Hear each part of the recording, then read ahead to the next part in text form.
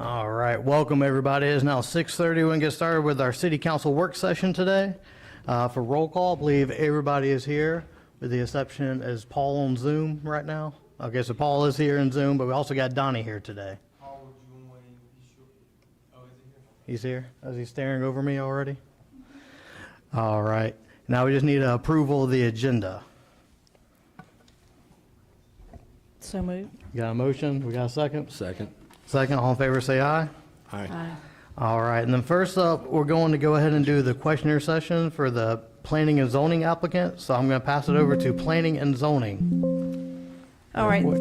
Yep, thank you, Mayor. Robbie's going to come up. He's going to moderate the session tonight. So just so everyone knows that we've got 4 open positions, and we had 6 applicants. 2 could not be with us tonight, but the 4 are here. So thank y'all.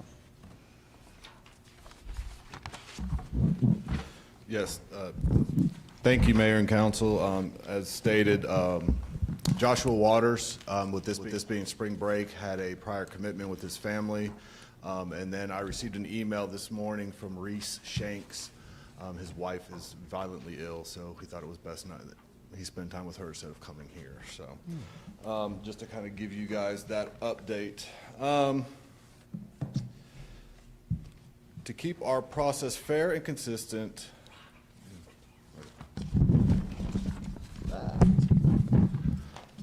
can you hear better now? All right. Each applicant will have 60 seconds to introduce themselves. After introductions, each applicant will be asked 4 questions. Each response will be limited to 1 minute. I believe we'll be keeping time up there. The order of responses will rotate with each question so that no applicant always goes first or last. At this time, I guess we will go ahead and begin.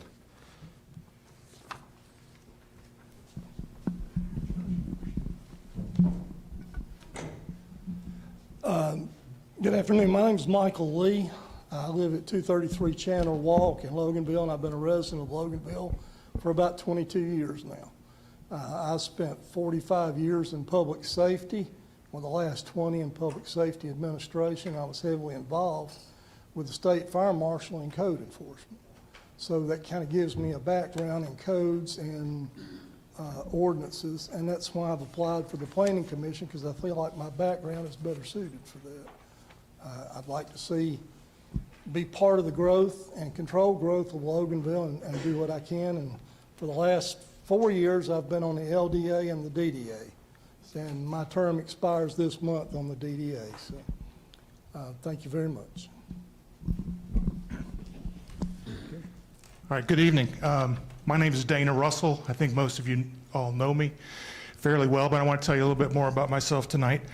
My family lives in Ivy Ridge subdivision off North Sharon Church Road. We've been there for 26 years. We built a house there and raised 2 boys there. My wife Kim and I have always been very involved in their lives with school and PTO and so forth. I retired in 2021 after a 32-year career with the state of Georgia and 4 years with the Gwinnett County Public Library System. While I was at the state of Georgia, I served as commissioner of the personnel system, commissioner of the Department of Administrative Resources, and chief financial officer for the Georgia Student Finance Commission. Those jobs gave me experience in understanding, interpreting, and applying regulations and making sure that those subjects to the regulations complied with them, and I think that's what qualifies me best for this position on the commission. Thank you. Good evening, everybody. My name is Toyin Olaoluwa. I'm a resident of Loganville, been living here since 1995. I actually moved to city of Loganville about 11 years ago. I retired from the Cobb County Sheriff's Office as a major and administrator. Then the kids moved out, so I moved to the city limit. So downsized a little bit. After that, I ran for office a couple of times. I'm still here. Actually renewed my application for the city planning section. So that's why I'm here tonight. I love to get involved with the city planning. I love to get involved with the administration of the city because I've been a member for a while. My experience in management actually taught me a whole lot. So I'm going to give that background to the city and participate in what we do. Thank you. My name is Kim Peklak, and I've been here only 3 years, so I'm a newbie. I grew up in corporate America. I've been did project management my whole life. I found my way here following my son, who's now the proud father of two daughters, twins. I think I've gained interest in all of the city, mainly from social media and just trying to figure out what's right and what's wrong. But the reason I'm actually applying is for my children and their children. So that what happens through this journey is going to happen, it's going to take time. And I want to make sure I'm there to help it along if I can. So. Real quick, everybody who's the applicants, can you please make sure y'all dress like us? I didn't want to stop everybody in the middle of it, but please just kind of face us when y'all This way? address, please. Thank you. Okay, yeah, that's fine. There's two. Hold on, there's two. Number 3, so Toya goes first. Yes. Got a question? All right, the first question is, what do you think are the responsibilities of the Planning Commission? I've been in the Planning Commission for a little bit over a year now, and it's time for renewal. We look into zoning and planning, building, and everything. Gained a lot of experience. That's my first time doing it, and I went to the class, learned a whole lot. Planning division, to be honest with you, pretty much plan what the city will be in the next 10, 15, 20 years. I know by the time everybody leave here, the new generation going to try to improve it more. So I love the development, I love the planning, and I honestly believe I want to be part of it, and I enjoy what I do in the planning division.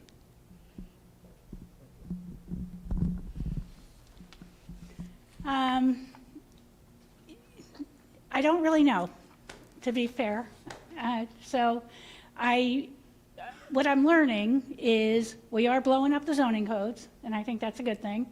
I suspect that there'll be a lot of review of those zoning codes to make sure everything hangs together and we're happy with it and we present it to you. What I want to do, though, if I can, is make sure that once we figure it all out and we have kind of our straw man, that we have a process in place so we don't have to hire expensive consultants to redo everything. We should hire them for their great ideas, but not to redo, because the way they explained it when they did the presentations was there's a lot of spaghetti in the existing system. And so I'd like to help make a process so that doesn't happen again.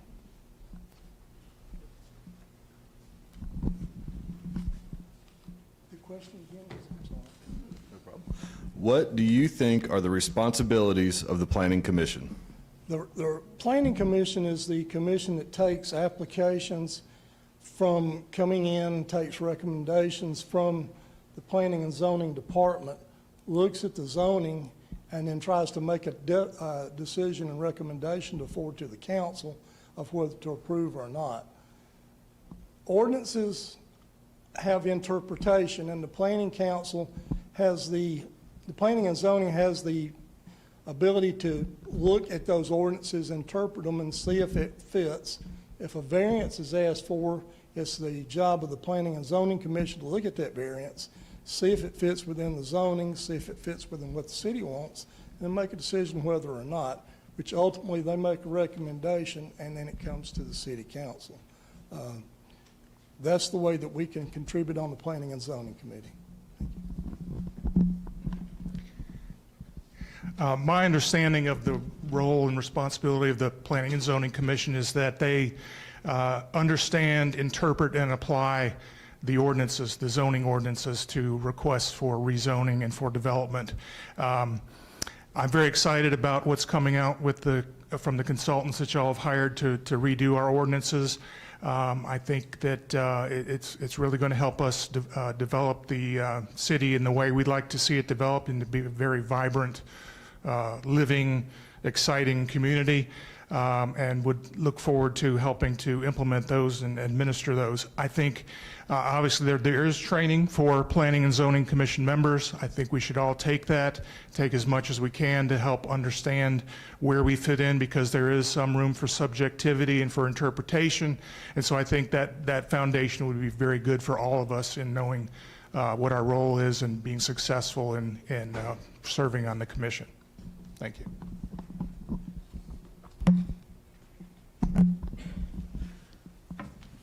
All right, what steps do you think are important for a planning commission member to take to prepare for a hearing?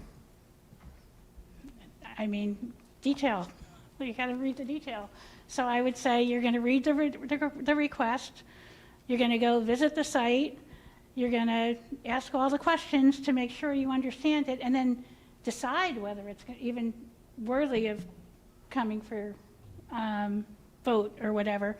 But I think it really is a matter of digging into the details and against the code, and, you know, fine tuning, hoping to get a better written request so it's easy for you guys to review.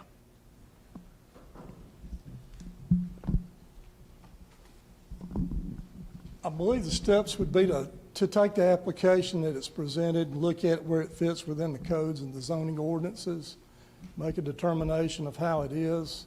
As one of the things she said, is to go out and visit the site if need be, to understand everything that's involved, to look maybe at past zoning decisions and where we're going in the future, and then make a decision and recommendation. And also based heavily on the Planning and Zoning Department's reports and what they put forward along with it too. Thank you. Yeah, I think it's very important to, first of all, understand the zoning ordinances and all of the various classifications that we will have in the future, so that those standards and requirements can be applied to the request that's being put before the commission. As we look at the request against the planning or the zoning ordinances, it would be important to identify gaps or confusion or conflicts between what's being asked for in the actual zoning ordinance, and to follow up on those by talking to staff and trying to get the information about questions we might have about that request. I think the idea of a visit to the site is a great one. I think it's always important to have a visual of what you're looking at and what's being requested. And so I think just getting questions answered and being most prepared for the meeting is very important. Yeah.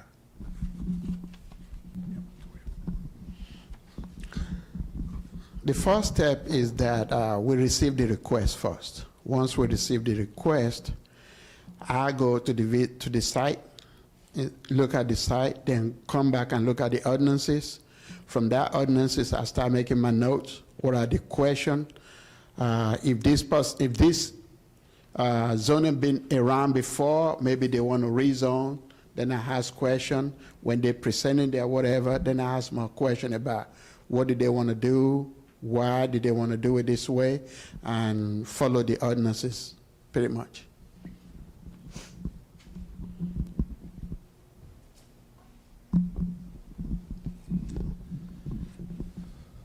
What have you learned about the Build Better campaign through attending or watching the YouTube videos of the recent Code Palooza?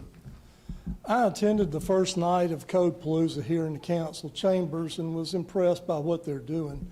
Then I attended one of the day sessions that they put on to get input from the citizens. And I think Code Palooza was a chance for the citizens to give input on what they'd like to see in the city. And the moderator was actually trying to throw out different things, and I think some people took it as they were trying to push different projects. But I think they were looking to see what the city went, and it was a good chance for the citizens to give their input. I think they will take that information along with what they get from city council and what they get from everything, put it together in a good package. I attended the second night of the Codapalooza, which was very informative and I think very instructive, hopefully to the consultants who were involved in it.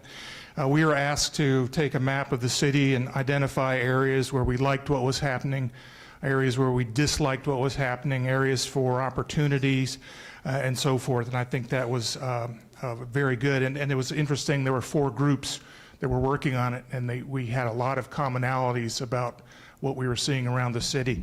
Unfortunately, I wasn't able to attend any meetings after that, but I did view the video of the presentation from the consultants and was very impressed with that. I think there's been a lot of change in zoning across the country in the last decade or two, moving to more of a form-based code that's maybe even more visual than what we have now. And I'm excited that the city is moving in that direction and really moving into the 21st century in terms of zoning ordinances. I guess I'm first on the next question. So. All right. They still got to answer. Oh, I thought he just went. Go ahead and answer. Oh, I'm sorry, he's got to answer. That's okay. I had an interview with the consultant, and I love exactly what they're looking. I answer all the questions they were looking at. The most important thing to me was the fact that the citizens have plenty of inputs in this.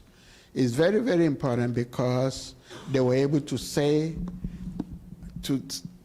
what they think they need to have in the city, and the city council have to make the decision based on the input of the citizen. It's a good information that was, that the consultant put out for everybody to see, and I think it's a very good thing for the citizen. That's all. I was very impressed with the consultants and the way they did it. I did find that, I think somebody else said it, there was a lot of the same demand. For me, the most important thing I got out of it is just the learning. So I learn every time I come to a meeting. Like, up until Danny came to the LWC meeting, I didn't know that we didn't own the streets. So it helps me in my mission, which is to understand what's truth. But I do love the process they're going through, and I did really like the vision, and I particularly like the be careful what you ask for statements.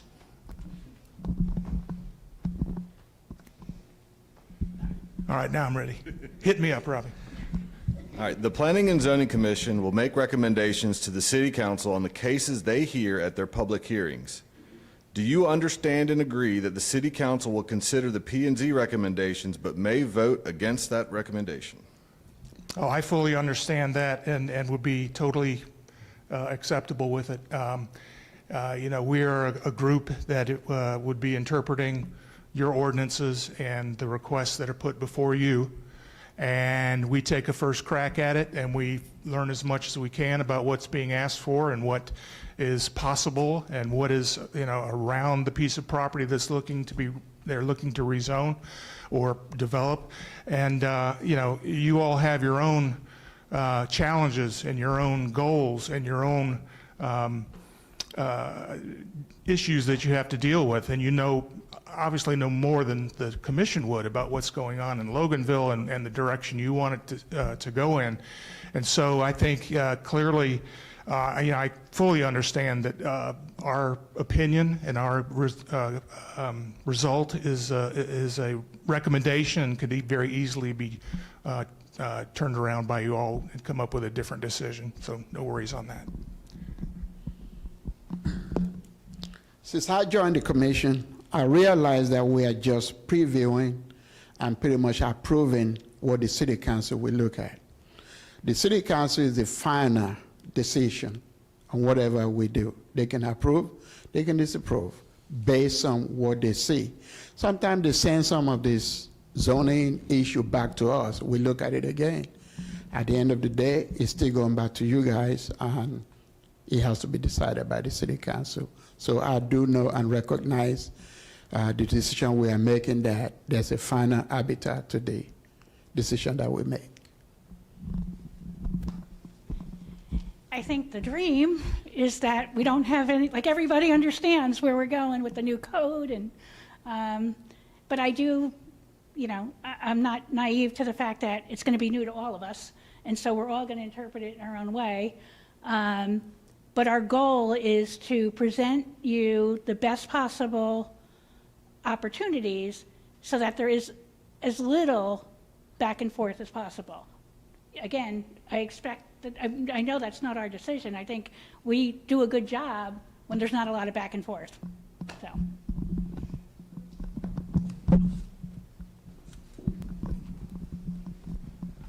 Our job as an appointed commission is to take what information is given to us, look at what ordinances and available and what the site says, and then make a decision. Your job as a city council is totally different as the elected officials and representatives of the citizens is to make the final decision. You make the law. Whatever we put forth, I'm sure you look at, but you have other ultimates that make, so it would, I don't think there's any friction or anything between the two. I think each has a different job, and the city council has the overall authority for the final yay or nay, and I think the planning commission should support it 100%.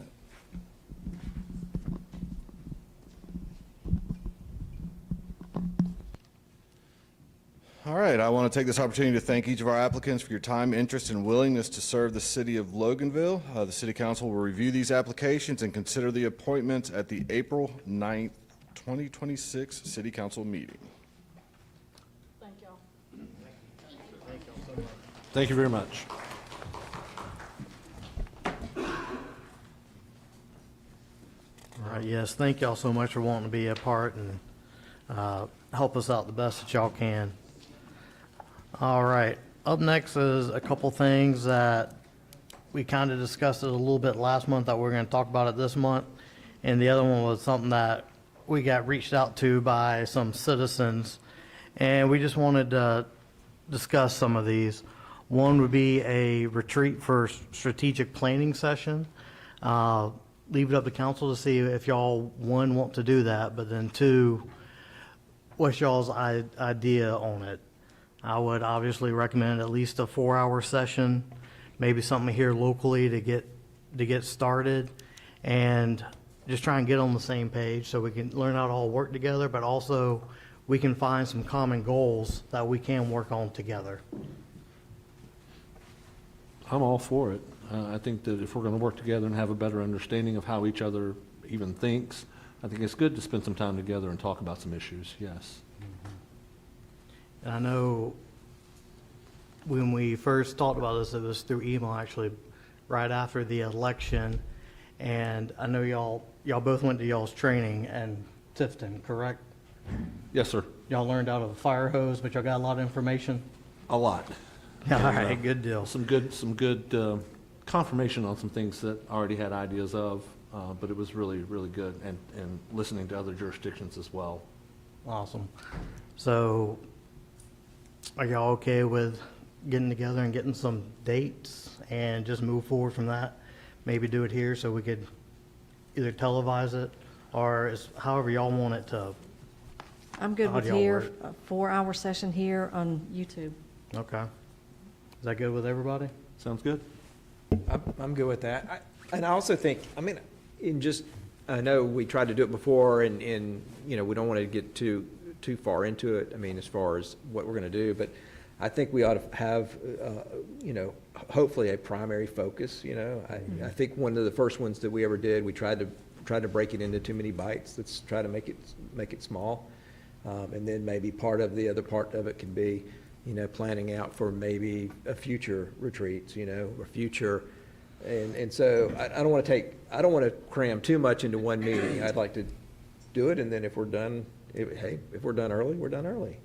I completely agree with that. I believe we need to have some form of unified as possible vision that we would like to accomplish, even if it's just a lot of my business, personal businesses. I try and come up with like 3 key strategies. Like maybe for us, it could be like, safety, whatever. Infrastructure. Yeah, infrastructure, health or something. Code Yeah, enforcement. Code enforcement, yeah. So I think that might go with safety or maybe a beautiful Loganville or something like that. So just come up with some high-level ideas and then starting working down and start actually be able to then work on a, 2-year plan, 1-year plan, 5-year plan, and so forth, knowing that it all could be changed. But if we don't have a plan, I don't want to fly blind. So that's why I think a lot of this is helpful. So I'll get with Danny about sending out some dates to everybody, and just know we'll be kind of flexible on it, and we'll try and find a date that works best for everybody to be there. All right. And then the next up for discussion is the way this got started. I sent this to council, and we decided to discuss it here today. I got reached out to by a few citizens off Tommy Lee Fuller that really want to drive golf carts to Ingalls and other places so they don't have to get in their car and drive around. And I know we have other places in the city that might benefit from that as well. So I just want to kind of know, one, is this something that we would want to pursue? And then give city directive about what to research and also they could come back to us so we can see what to vote on, see what we want to do. I don't want to waste anyone's time if it's not something that we want to look at. But I also want to at least get some thoughts down for the city if we do decide to go in a direction like this. And in full transparency, I live in that neighborhood and I own a golf cart, but I had nothing to do with this conversation. didn't. It came from my neighbors to Brandon, not from me, so there's no bias here.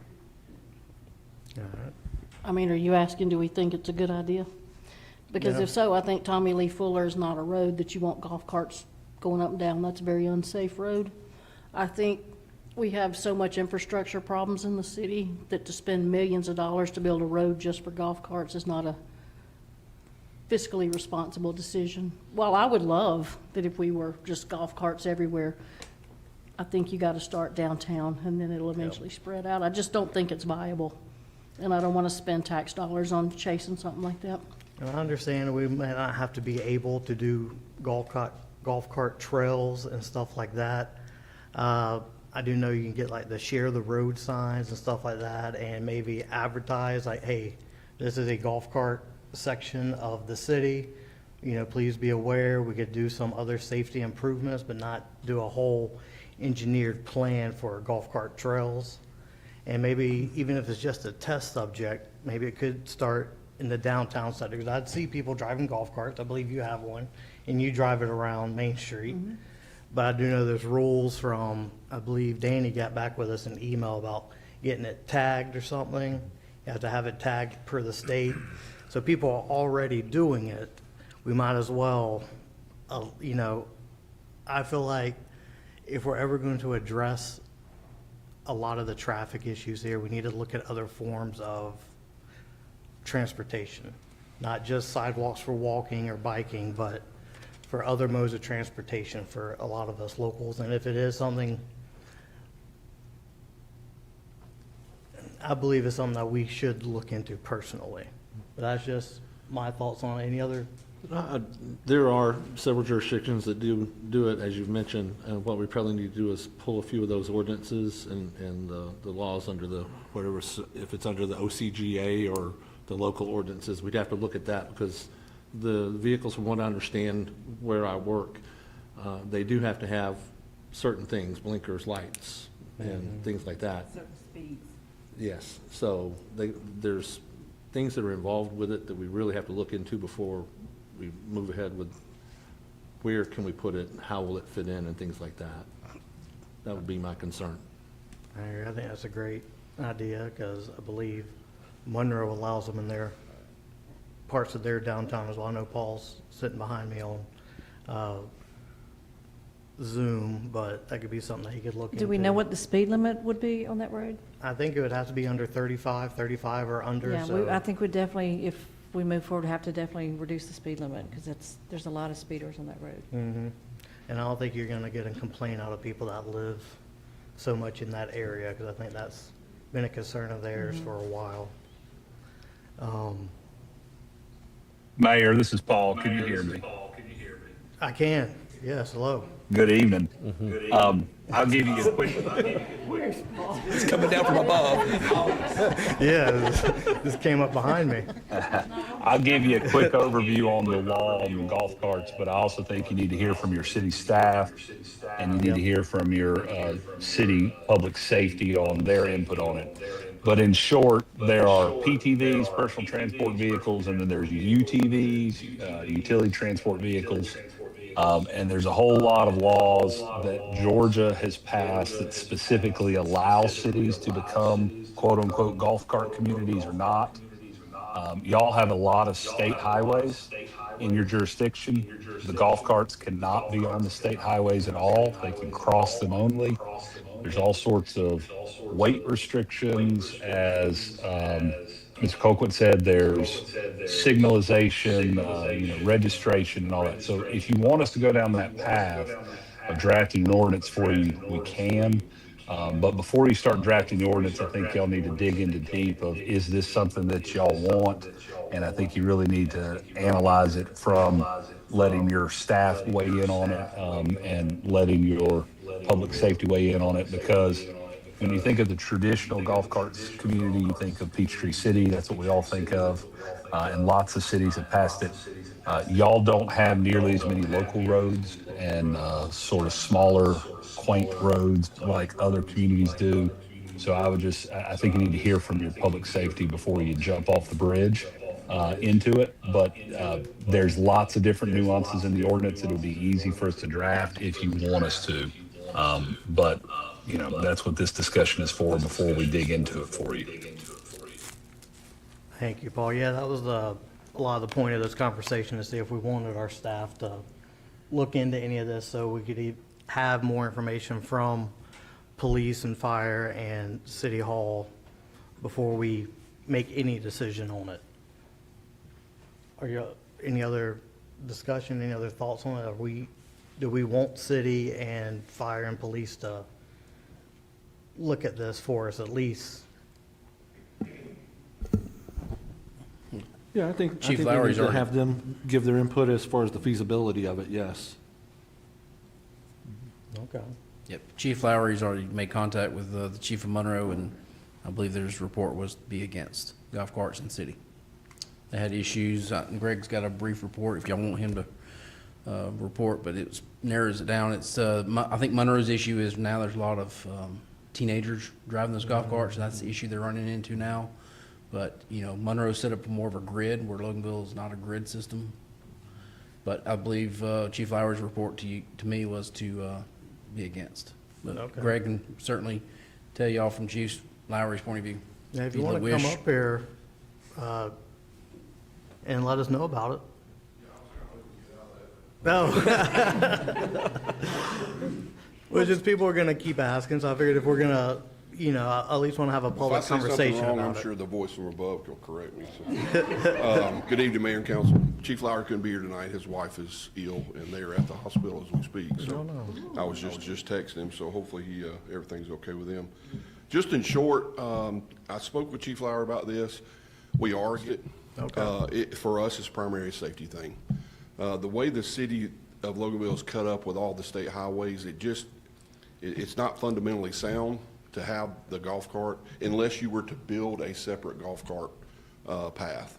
The law states that, if Paul can correct me, that the golf carts in a community that have to travel on the same roadway in the same lane as a car.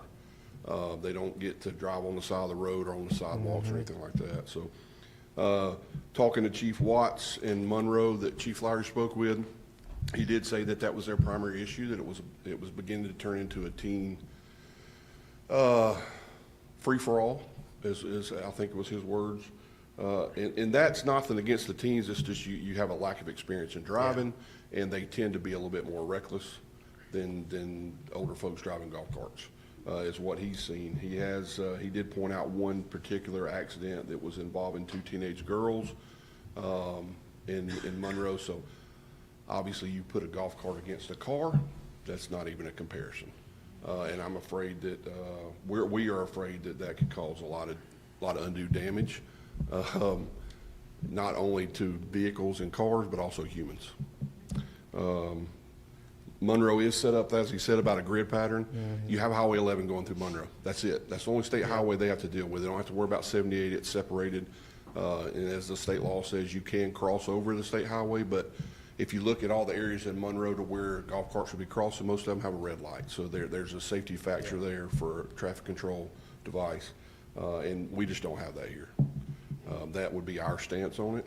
Obviously, you know, we'll look into anything else that y'all would like for us to look into and be happy to do anything else y'all like to do. Yes, ma'am. A quick question, because the topic that we're discussing is the Tommy Lee Fuller area. Yes. But is your stance that you would be against it throughout the entire city or only just out in the, like Tommy Lee Fuller's and things? That's gonna be my question too. That I think that would probably be more of a question for Paul, because I don't know how, if you could write an ordinance to specify a certain area, I don't know how that would work.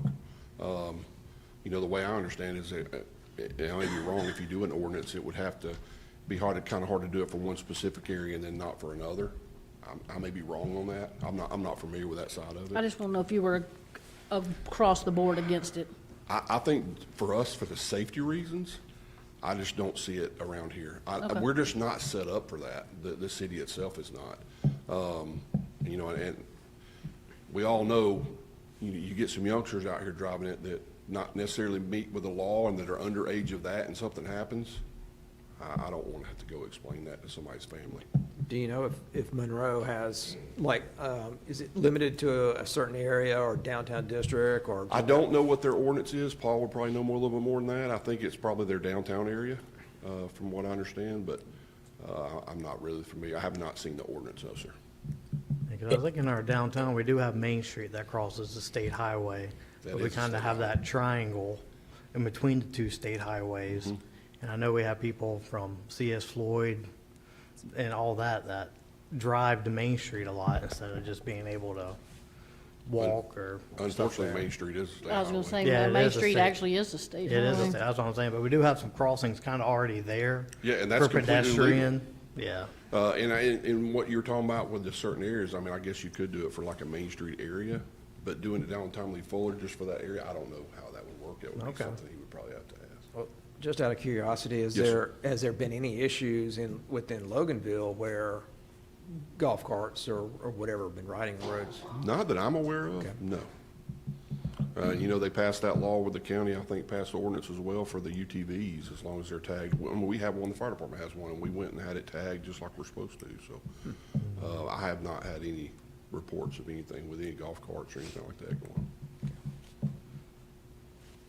So what are y'all thinking now that we know a little bit more? Y'all want to call it off, or do y'all want to I- at least maybe pursue Yeah, some I of don't it? think that we have the tax dollars set aside to fund anything, any of these golf cart paths.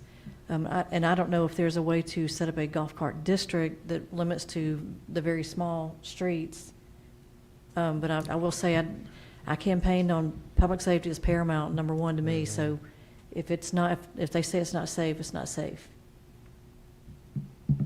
Let me speak a second to sort of, you could limit the district if you wanted to, but I'll tell you from a public information or public knowledge, public education campaign perspective, Monroe has had their golf cart ordinance now for 5 or 6 years, I believe. I'd have to go back and look. And it doesn't matter what golf cart community you're in, you cannot drive the golf carts on state highways. And in Monroe, North and South Broad Street is a state highway, and Spring Street is still a state highway. And even though the ordinance says that you can't be an underage teenager, 15 or 14, you have to be a licensed driver. And even though Monroe's ordinance says that you can't be on the state highways, it's just a public education situation where we still have teenagers driving them and they shouldn't be. And we still have folks driving them on the state highways and they shouldn't be. So can you limit the area that you drive to just the downtown Loganville core? You absolutely probably could. We could craft the ordinance to be very specific. My concern for that is just having not only lived in the golf cart area of Monroe and seen it, but also prosecuted the tickets that come through and all that. There's still rules that you have to abide by, and people just don't know them, even though we advertise the rules, we campaign, we tell people what the rules are. And it's just, it just really, it is an enforcement, I don't want to say it's an enforcement nightmare, but it is definitely adds an extra layer of enforcement concerns for the police department. And we have seen some wrecks that have involved teenagers driving them. And like Assistant Chief Warnock said, the real problem is if you get in a wreck between a car and a golf cart, the car is going to win all the time. And if it's the teenagers in the car, in the golf cart, then there is a safety concern there. So could we draw an ordinance that limited it to your downtown core? We absolutely could. But my encouragement would be to dig really deep into the public safety component of that and make a decision on whether or not it's a safe structure, before you unleash that. Go into Monroe, just for your knowledge. Monroe is a citywide. But again, you can't be on the state highways. So if you wanted to get to certain parts of the city, you simply could not without violating the rules.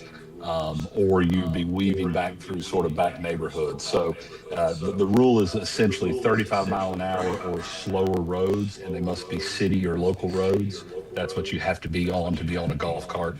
The UTV conversation really complicates it because the way it was originally written, and I think they're trying to amend it, is that the UTVs, which are essentially the Polarises and the Rangers, the much more powerful, the much faster, non-golf carts, essentially, four-wheelers on steroids, those actually, under the original statute, were not permitted inside the cities. They're only permitted on the unincorporated county roads. But that has blurred and really gotten everybody confused. And they're talking about updating the ordinance to address that because we have Polarises coming into downtown Monroe all the time. And technically, they're not supposed to be. Only golf carts are supposed to be there, except on the state highways. It's not clear and it's not clean. Are golf carts good for communities? Yes, because they help with transportation. But there are major safety concerns that y'all need to take into account, especially because y'all got all your state highways running everywhere. And that was something I was afraid of too, was the crossings. I felt like people were going to be landlocked. They could possibly drive them, but they couldn't we got some areas that you couldn't even go anywhere once you got on it.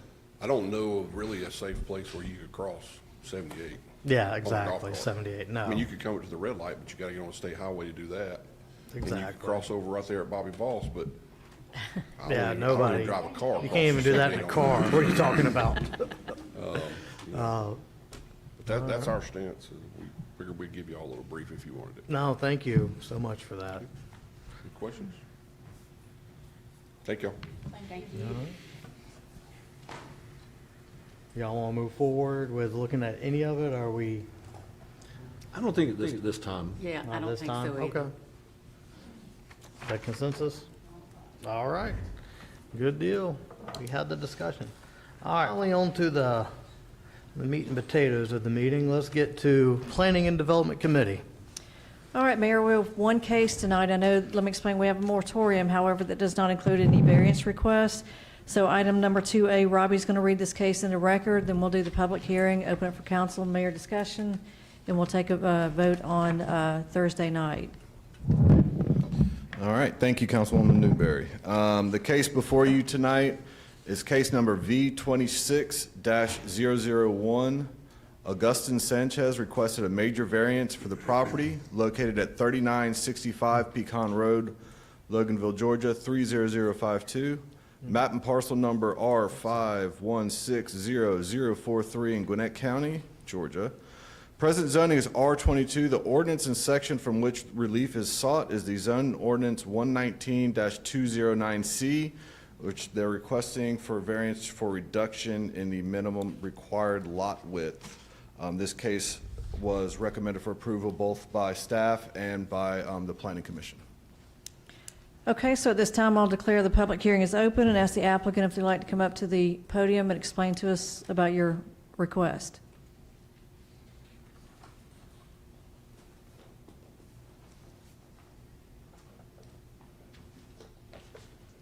Hi, good afternoon. My name is Augustin Sanchez. Hi, everybody. My name is Augustin Sanchez, and we're here this afternoon trying to split the lots on 3965 Pecan Road. And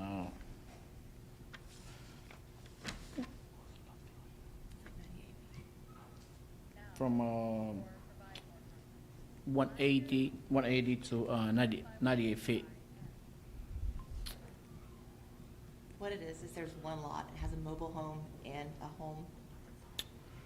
Oh, It's one lot, and it has a mobile home and a single-family home, and he's wanting to divide the property so he can renovate both of them and sell them separately. He's already started renovating the mobile home. That one's just about complete. right, And then next is gonna be the new construction for the home. right. Okay. All right, thank you. Yeah. Thank you. Thank you. At this time, is there anyone in the public that would like to speak in favor? Anyone like to speak in opposition? Okay, so at this time, I'll declare the public hearing closed and turn this back over to Mayor and Council for questions and discussion. Is there any questions? Okay, and can we have the applicant come back up to the podium? My questions are more for Robbie, but Okay, is that okay? yes, of course. I think she So- might need you up here, Robbie, to Yeah. answer some questions too. Am I the only one with questions? I think I so think for you was now. first. Is this grandfathered in, Robbie? Okay, now why is that? It would have been grandfathered in under the last zoning whatever map we adopted. It's just, it has been that way. It has been this way for, I mean, however long, I mean, it's been 40 years at least. So the mobile home and the house have been there for that long? Okay. Yes, somewhere around there. And when did the applicant, I probably should address this one to you, when did you, I'm sorry, Robbie, when did you purchase it? It was on January 2nd This year. this year, 2026. So why would he be grandfathered in? Property is- The property exists as it is right now. The problem is this gentleman wants to alter it. To alter it, he has to subdivide it because it's a non-conforming property. A property remains non-conforming until it's brought in, until the changes are made like this, where it is then brought into current zoning standards. Until those changes are made, it exists as it stays. So under the, since it was grandfathered in, our rules and regulations stipulate that you can alter the house, you can make small improvements, but you cannot enlarge the footprint at all. So when he said he wanted to upgrade the house and include enlarging the footprint, this is required for that to happen. The major variance? Yes.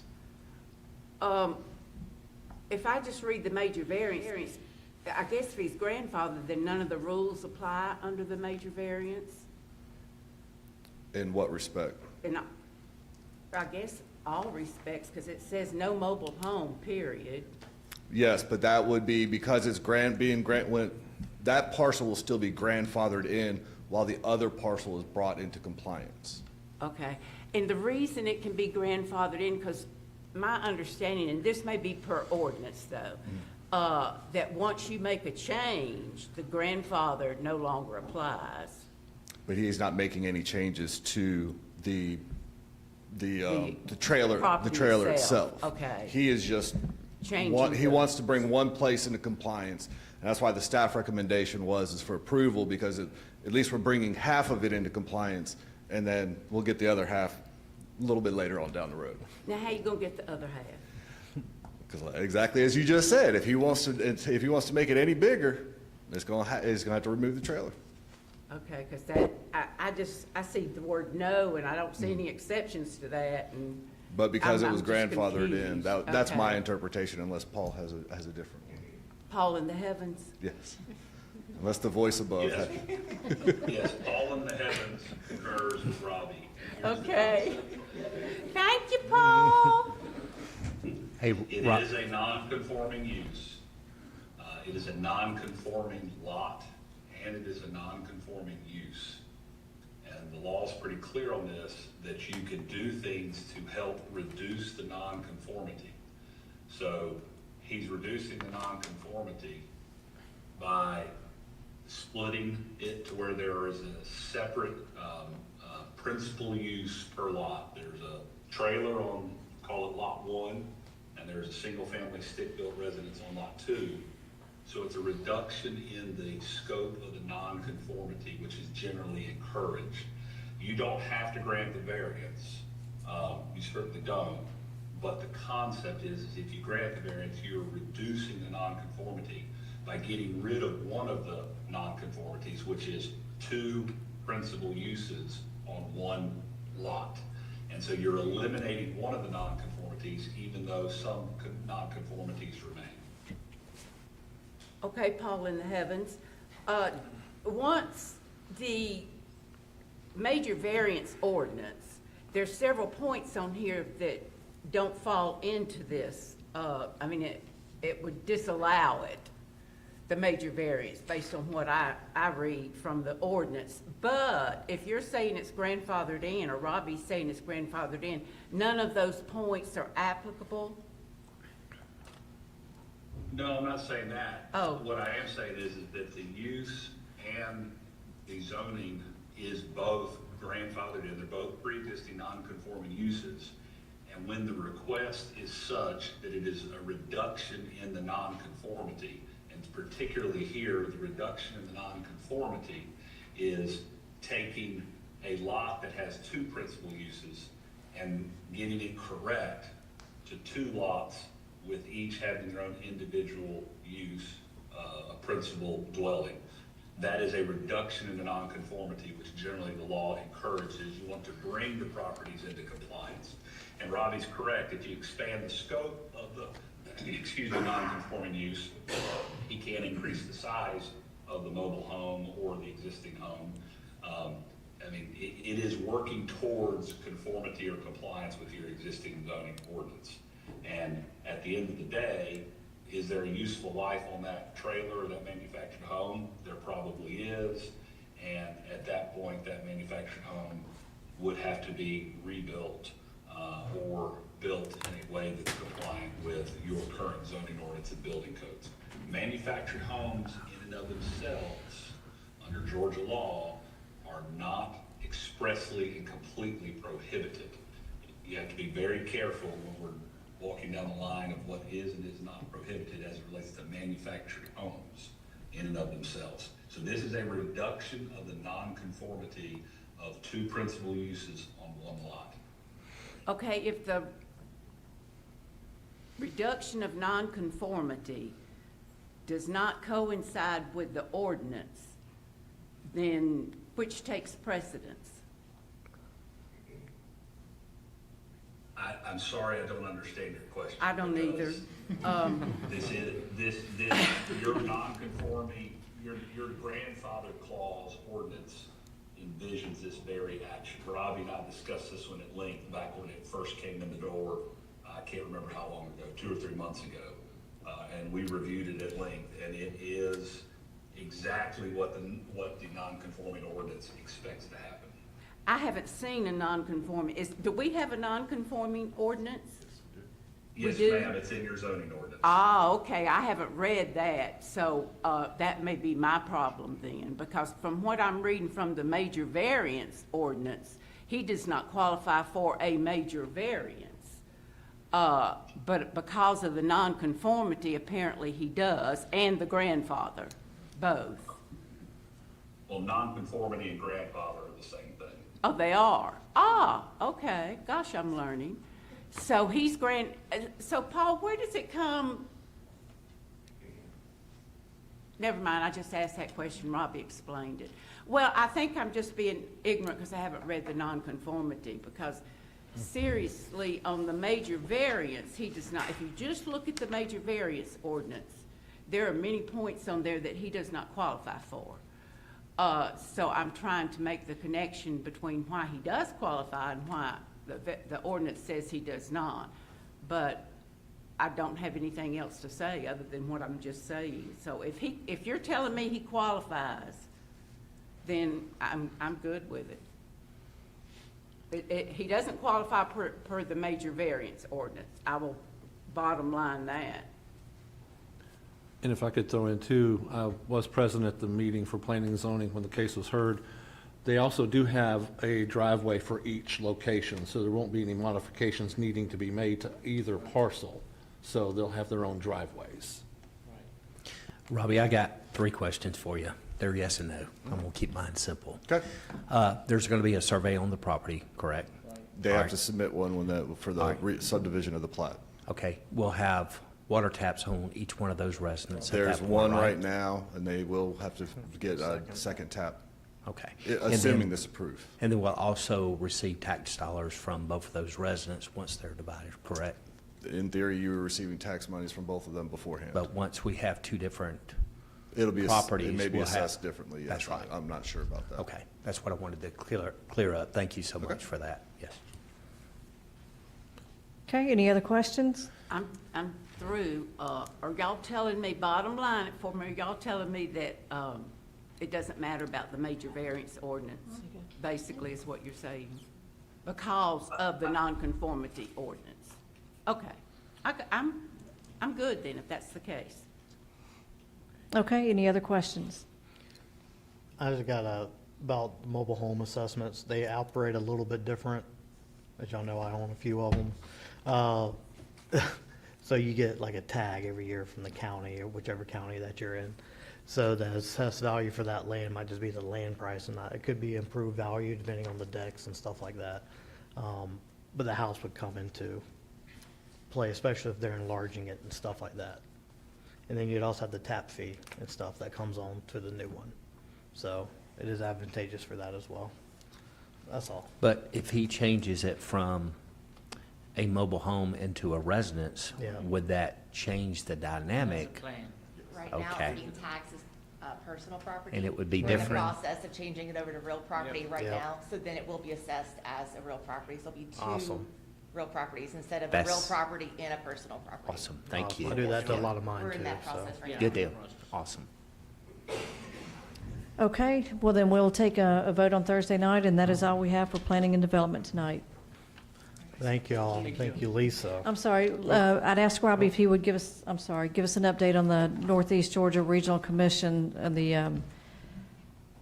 I got you. Thank Don't you. worry about Thank it. The city of Loganville is joining Walton County as we work toward updating the comprehensive plan. City officials met with representatives from Northeast Georgia Regional Council last week to get the ball rolling.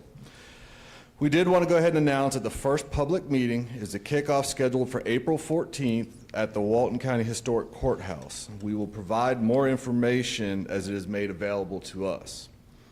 In addition to the kickoff meeting, the Regional Council will be putting together an online questionnaire that we'll be encouraging residents to take part in to help identify strengths, weaknesses, opportunities, and threats. Now the website will be focused on both the county and the city as far as the questionnaire goes. So yeah, we really just want to make sure that we encourage residents to take an active role in these proceedings. There will be a hearing in Loganville. I do not know the date or time yet. So just want to encourage everybody between the kickoff meeting and the website. We'll be promoting them on social media, so everybody just make sure you get involved. Awesome. And it's another opportunity for you guys to have an impact and a say on the future of the city. In the region. Yeah. okay, thank you, Robbie. Yep. Thank you, Robbie, for your Oh, so I help. saw Jeff stand up. Yeah, I'm not sure if Jeff here, Oh, okay. He's got the next topic. Oh, okay. and now that is all, Mayor. Thank you much. All right, we got the Finance Committee. Keith? Thank you, Mayor. We have one item on the agenda tonight. We're bringing back the purchase of the 2025 Ford F-550 Versalift bucket truck for $150,000 from item 100-4900-542-200.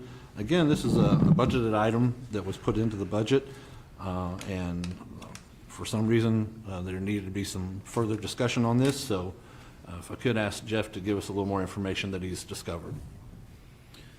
Thank you, Mayor and Council. Item 3A on your agenda is a purchase of a 2025 Ford F-550 Versalift bucket truck. This was contemplated in the current fiscal year budget as a capital expenditure at a cost of $150,000. The current bucket truck that this will be replacing is a 1986 Ford 7000 with a 35-foot reach.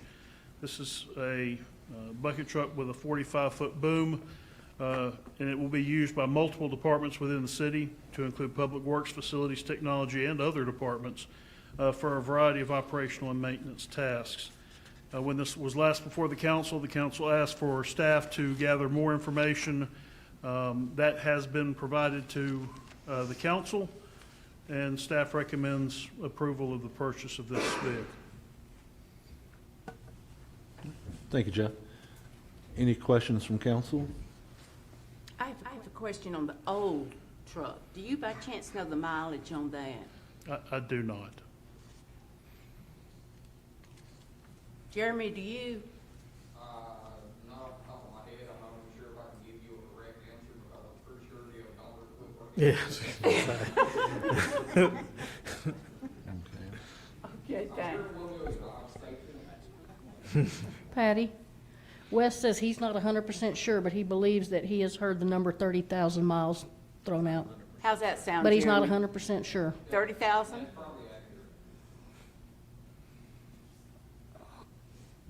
Well, that doesn't sound like you've used the 1986 Ford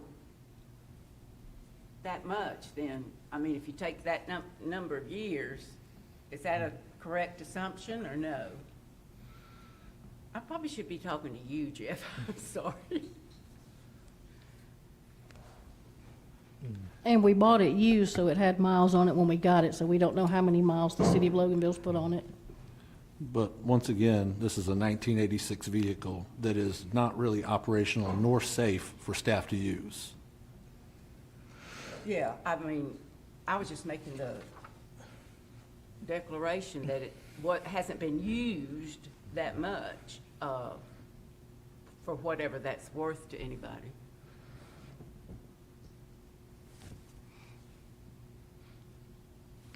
Anything else? Any discussion from any other council members?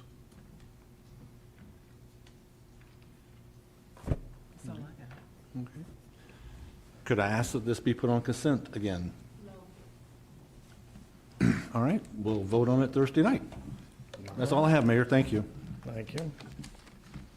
All right, up next, we have our Public Safety Committee. Melanie? I have nothing tonight, thank you. I'll have a couple of items on Thursday. Awesome. Thank you so much, Melanie. Public Utilities, Bill? No items. All right, thank you. We're flying through this now. All right, oh, here we go. Facilities Committee Report. Wes? Yes, we have our bids in for Loganville PD as well as the fire stations on the remodels. Y'all should have got those. It's with Chris Corbin and Lifeway Construction. All right. And versus last month, it's just broken down a little bit better and stuff like that? Yes, this is so much more cleaner. It's more defined between the two bids, so it's a lot better than what we received previous. You up there for a reason, Jeff? You need something to tell us? Oh, no, I'm just here for any questions. Oh, okay. Any other questions from council? These remodels are much needed, especially within the fire station. Some of the city council members, we took a ride and went through those buildings, and they're much needed for some improvements. Yep.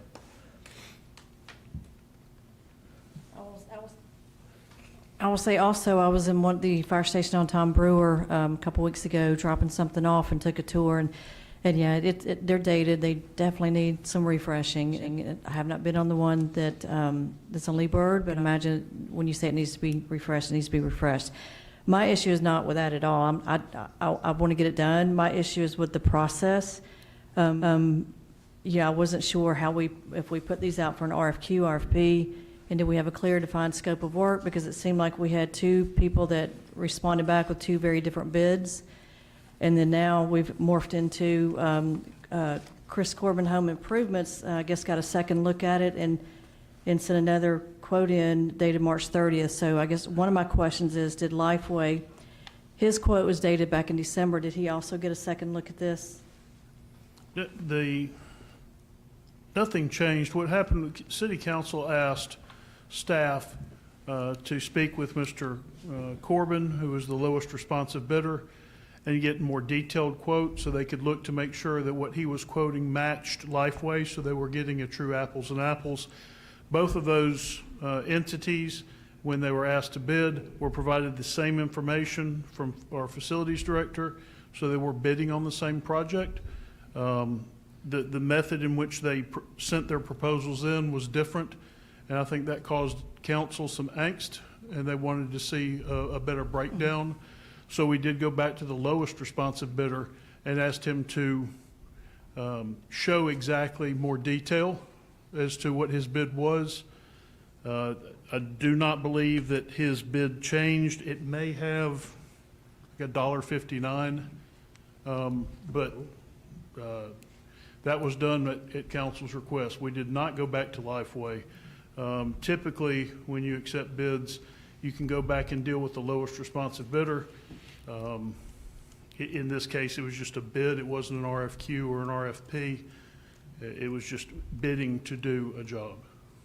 Okay, and again, the way I see it is, in all fairness, we should have went back to Lifeway and gave him a second chance, because like you just said, we gave Chris Corbin a chance to quote, or look at again at Lifeways, and I just think they're not, Now, it's not let me correct, fair. we didn't tell him to change his quote. We told him to break his quote down because y'all want to see the electrical. So what you understand, small companies don't use software to do a bid. This other company's, I guess, a larger company, and they use software to do their bids. He did a handwritten quote. And he said, so he went and bought software just to appease the council to see exactly what he was doing. But when I called him, because I spoke to him, he said, Danny, it's tens of thousands of dollars more because of software, but there's not that much work in this job. So I'm honoring this original quote I submitted. So we didn't go back to him and tell him to change his quote. We just said, break your quote down to each physical building, because y'all want to see the electrical work and I guess the painting they were doing as well. So that's what we did. Excuse me, that's what we did. Asking him to provide detail, by not asking Lifeway to provide detail, did not in any way disenfranchise them, because they had provided that detail in their first bid. So we had it already. All I asked is if there's any alternate work done, an exchange order that city council has the approval and they are notified. Let me address that. So Sure. when y'all, this for y'all understand this, anytime you set amount, $3, if it goes over $3.01, that legally has to come back for y'all for approval, because once you set it on the minutes, everything, it doesn't matter what it is. Awesome. So that's why we say not to exceed, and we put a contingency. So if it does go over, it has to come back for y'all for approval. Doesn't matter if it's $2 or $10 million, it still has to come back for y'all. Okay. On everything. Okay. I just thanks. want to verify that, so something comes up and it's under your limit, you're not going to approve anything that will be added? If y'all approve this for this amount, sorry, get my glasses on.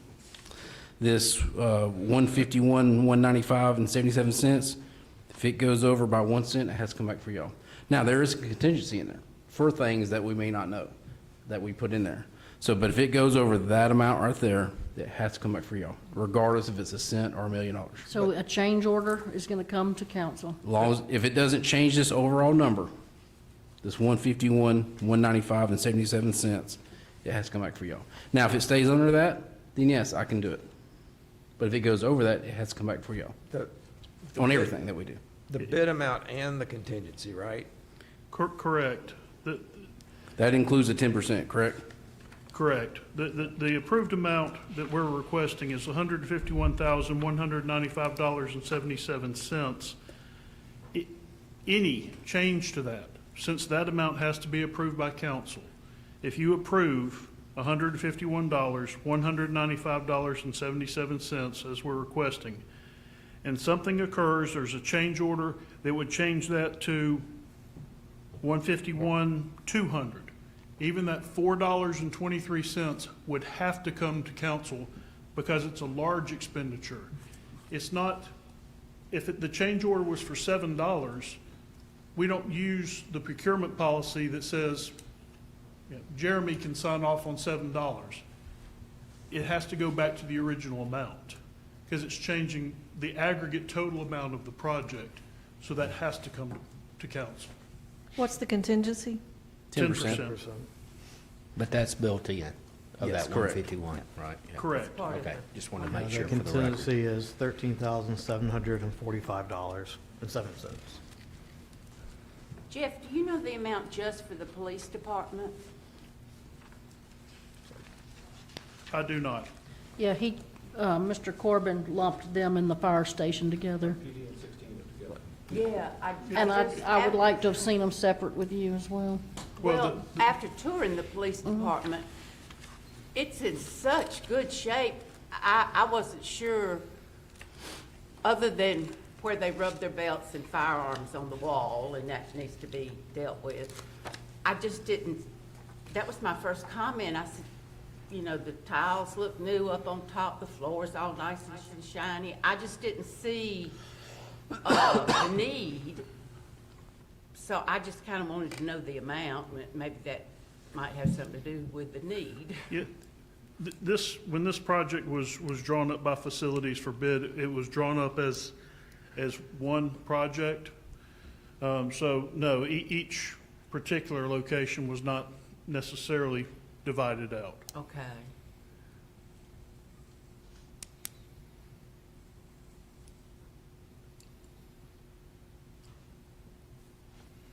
All right, anything else? Are you good with air, Wes, the AC stuff? Yeah, we have a little bit of an issue with the air conditioner in one of the stations, 16. Just in general. The portable air conditioning? Yeah. That's been removed. Okay, but Dustin, we were just having a brief conversation, and they're wanting to put those portable units in those different rooms. With that being done, those have to be vented outside if that is installed. Now, that's not on the bid sheet, but there's some cooling issues there. They get extremely hot during the night, you know, and I think we need to let the officers run their stations to cool their stations because they do wake up sweating from. I think that we need to address that and try to take care of them for that. And Councilman That is their home. you know? Councilman Johnson will be happy to take a look at that. That was Sure. not included in this. I know it wasn't, yeah. But as I looked through the bid, I thought that was gonna be on there, but it wasn't. Dustin, the way that I took it, was going to be in the bid, but it wasn't, so, that was one of the things. But like I said, for the record, that is their home, so they stay there. And I would like to address, we were informed that that building hasn't been painted since it was built, and they're starting to have some issues with the stucco. Is that something that the city has looked at in the past? Is it something that we need to look at to see about painting that? And I don't know how much money's in the SPOS fund for these type of repairs. I think that's something that we could definitely talk about later. I think there's two different projects It right is, there. but I just want to That's make not sure about this. because it might If that's affect my something- vote on the renovation. Well, if we When want to that was- discuss that, we When that was can. brought to our attention, we will look at it. Okay, thank you. Okay. I just don't want to get too far No, off agenda, trying to rein us in a little bit here. All right. Anything Yeah, else? I feel good with the bid that we got from Chris Corbin. It looks good. Uh-huh. So I have no more comments. Are you going to want to vote on that on Thursday? or do Yeah, I'd like to consent? put it on the, you want to vote on it? I do, yes. You want to vote on it? I do, Okay, yes. so we'll vote on that on Thursday. All right, up next was the Toddler Park. Okay, we got the Toddler Park. Danny, I think we were seeing about getting some extra money from general funds. Well, sorry, Jeff. Was trying to find some more money for it. Mayor and council, this came before you last month. This is the improvements to Toddler Park. When the bids came in, they were a little higher than staff expected. I think it was a little bit higher than council was pleased with. We did get with the consultants and went back to the lowest responsive bidder to see areas where we could have savings. We have worked with the consultants to remove certain items, to change certain items, to see if we couldn't get the costs down. And City Council gave us direction at the last meeting to try and get it to 625 or 650. And working with the consultants, we were able to come up with some changes, some deductions, and we're able to get the total price to include a 5.5% contingency of $625,000. That was proposed to the lowest responsive bidder, Lanyap, and they have accepted those numbers and will contract at that. So that's $625,000 for this Toddler Park upgrade project. Funding would come from 2019 and possibly 2025 Walton Splost and Recreation, a grant that we received from Walton County Health Foundation, and 2023 Gwinnett County Splost Recreation, which we would have to do a calculation on, and then also the general fund. How much was we going to pull out of general funds? What are we kind of looking at? It's less than $200,000 would come from general fund. Yeah. We are making sure that we are holding on to some of the Walton Splost recreation money for the pickleball. Yes. At Meridian. at Meridian Park. Okay. I don't have, I apologize, I don't have the exact number in front of me. It was 100 and something thousand that we would have to pull from general fund. Yeah, per the notes you gave us, it's 110,690. And we'll, That sounds like, that sounds, and we'll be still good within budget for everything that we're doing throughout everything else we're working on, right? as far as. The rest of the city operations and stuff. Yes, sir. Okay. Just want to make It's- sure. Staff's recommendation at this point is to approve the alternatives. Just so you're aware, what we're doing is we removed the benches from their contract, the exorbitantly priced benches, and that we're going to purchase more cost-effective benches. That is included in the price that I gave you. It's not extra.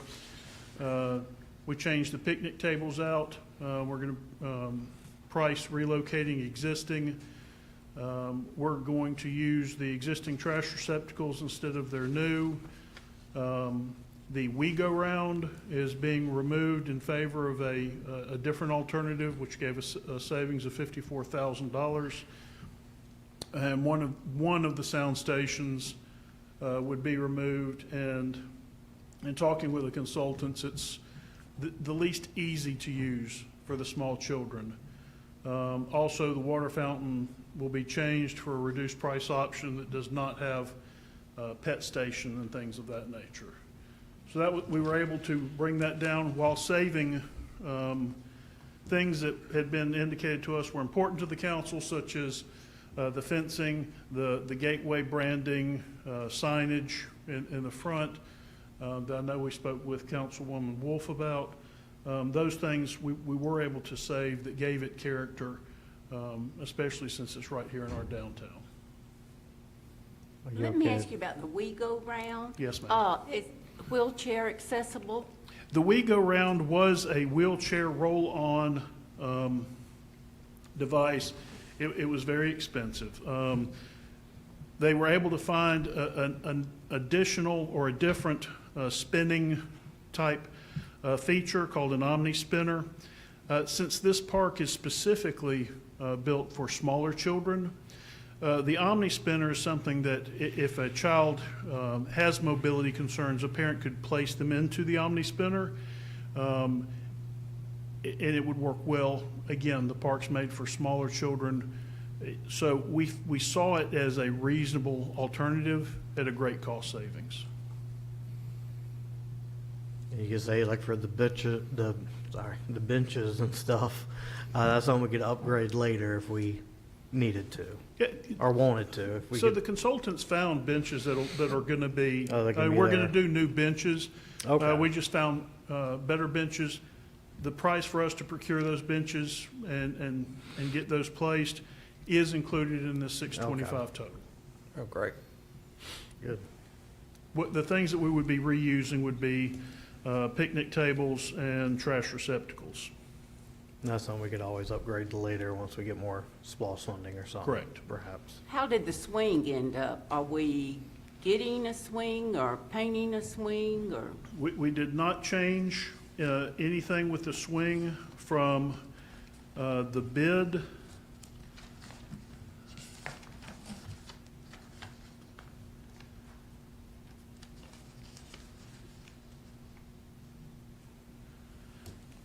There is an accessible swing set that is included. Okay, thanks. Yes, ma'am. It's just not for wheelchairs. They have to set them in. Okay. And now Do just we for- have anything there that's wheelchair? Not accessible? exclusively for a wheelchair, no. Just so you all know, and I can get on the record, if we use both SPLOST for this, remember you have the pickleball court coming to y'all sometime, so that will be more likely all general fund. So either you spend SPLOST here or you spend SPLOST there, but to us it doesn't matter. But the 2025 SPLOST is not fully collected. It's just started last year, so there's not that much in it. So just keep that, in the back of your mind that once we come to you with the pickleball court from Walton County, that will come from general fund. Any idea when this will be done? Our plans were, if approved, to get them to start to where it could be open by the spring of next year. Okay. So are y'all ready to go ahead and let us vote on this? You feel good with everything that you have? Are your quotes and budget-wise and all that stuff? Staff feels good about it, and staff's excited to get this project started. Okay. And Patty, are you good with a lot of the equipment choices and stuff that were? Based on the money, yes, I would prefer at least one wheelchair accessible piece of equipment. But who knows, maybe by the time we need that equipment, we'll have some more money. We can dream. And Councilwoman Wolf, to that, we understood that. And as the playground's mostly for smaller children, thus Toddler Park, you don't see too many toddlers in wheelchairs. So that trade-off on the We Go Round for the Omni Spinner, we thought was reasonable, that could accommodate the small children who had mobility problems. Of course, this park is generally for the small children with their parents. And it's the Omni Spinner is a device to where they could be placed in it and be able to enjoy it, just like any of the other children.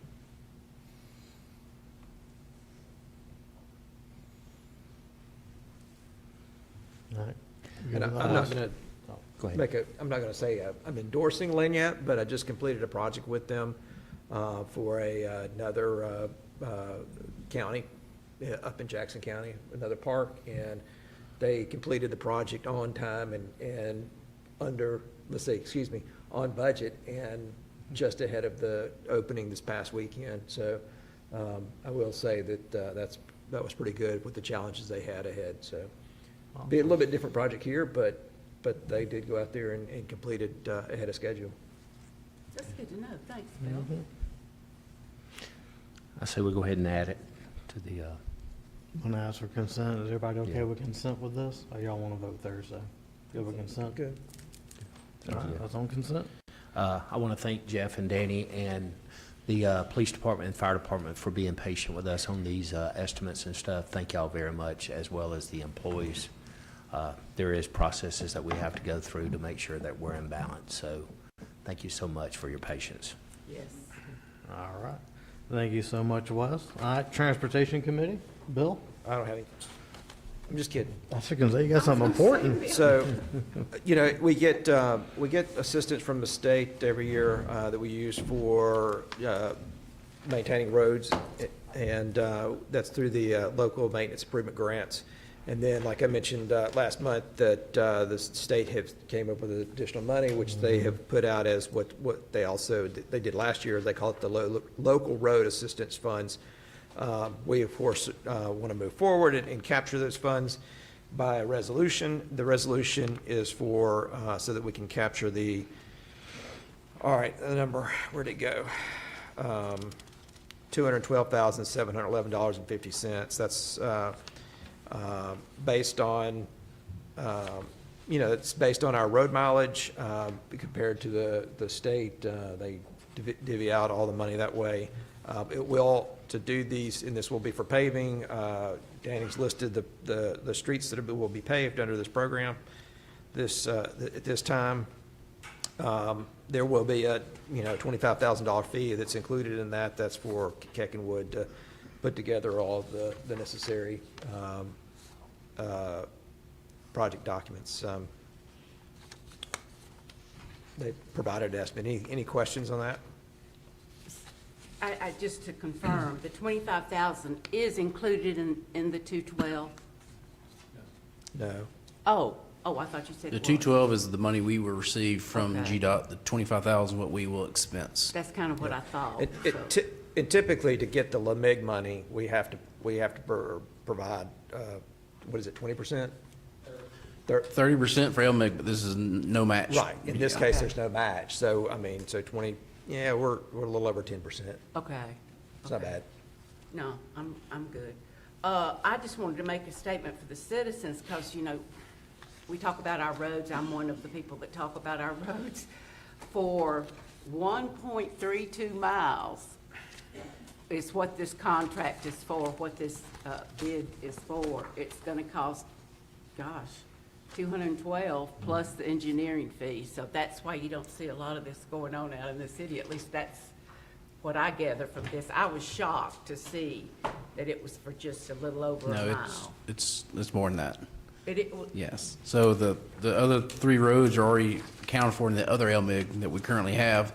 This is what we don't really talk about the estimated cost because it hasn't been bid yet, but it's typically a good rule of thumb is $350,000 per mile. Per mile.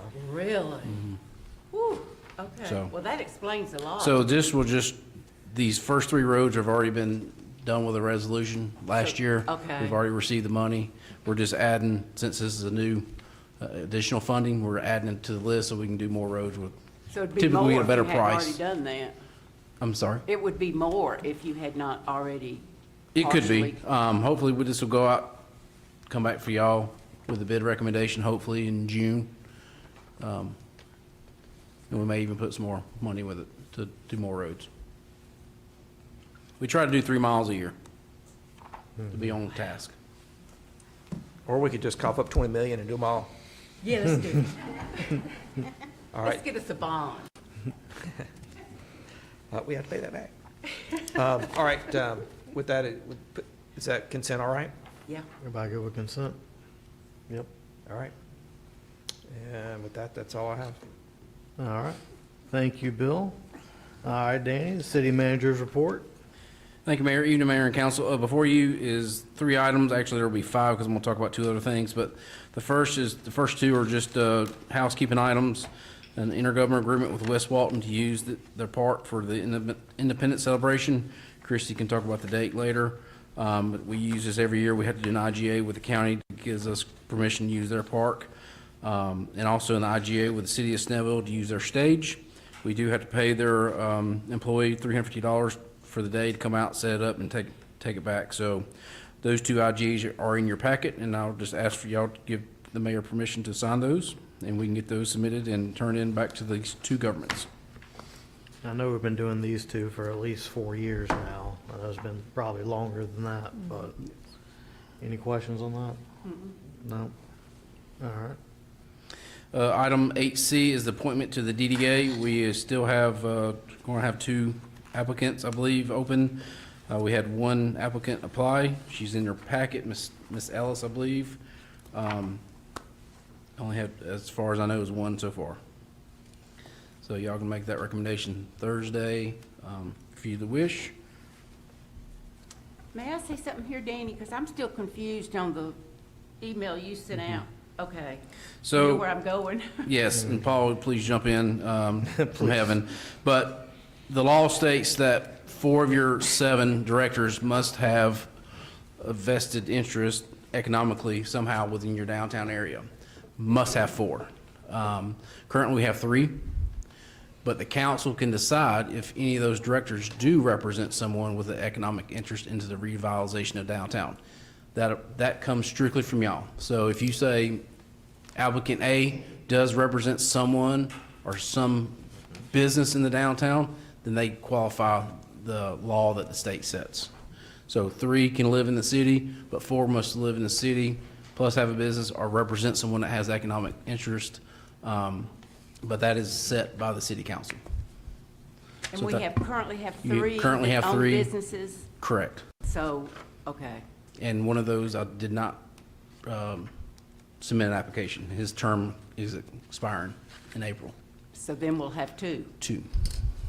Ooh, okay. So, but this is a problem that I guess a lot of DDAs run into. That's why I guess they give y'all the power to say, yes, applicant A does represent someone. To my understanding is everyone on the DDA represents somebody with economic interest. That's their sole job, is to represent the downtown area. So, Do we have to get specific and say you represent X No. or Y business? to my understanding, no, you just have to say, yes, they do represent an economic interest with the business, or it could be someone's personal property that's in that area. Okay. Paul, did I answer that correctly? Your junior JD degree is doing pretty well, almost. And I'm going to get into semantics here, but this is very important. And the best example is a banker. I use it all the time. The first requirement to be a director of a DDA is to either be a city citizen or live in Walton or Gwinnett County and own a business in the DDA. That is a mandated requirement for all 7. They must either be a city resident or they live in either Walton or Gwinnett County and own and operate a business in the downtown DDA boundaries. Then in addition, 4 of the 7 members must, and let me get the language right here just so I can give it to you exactly. Give me 1 second, working off the computer. Then 4 of the 7 must either hold an economic interest or represent someone who holds an economic interest in the redevelopment of and or the revitalization of the DDA area. Okay, so although one would think that means just somebody who owns a business in the downtown development authority area, that's not what it says. The statute says 7 of them must either be a resident of the city or a resident of Walton or Gwinnett County and own a business in the downtown area. And then 4 of the 7 must meet this additional criteria. And that additional criteria is a criteria that is determined in y'all's subjective opinion. And when I say y'all, I mean 4 of the 7 of y'all that say this is what we decree it to be. You don't have to identify who those 4 are per se, but your staff has identified and told you that right now there's only 3 sitting there and that you need some more sitting there at this moment in time because you're short. But it could be anybody who represents someone or is someone who holds an economic interest in the redevelopment and revitalization of the DDA area. And the example that I always give is the banker or the insurance agent.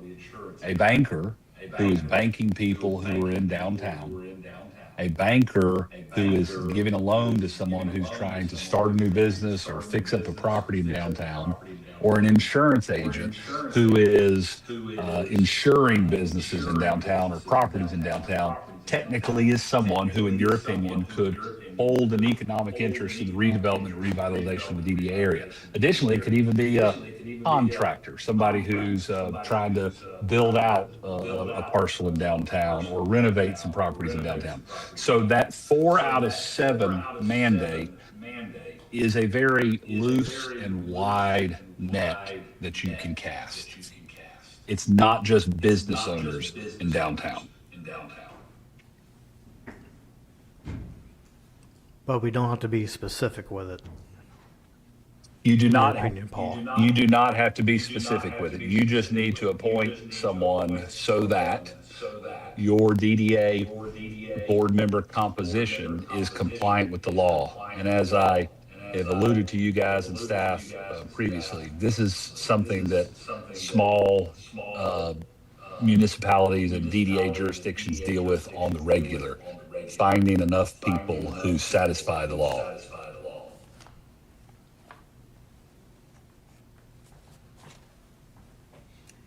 And what happens if we don't find enough, Paul?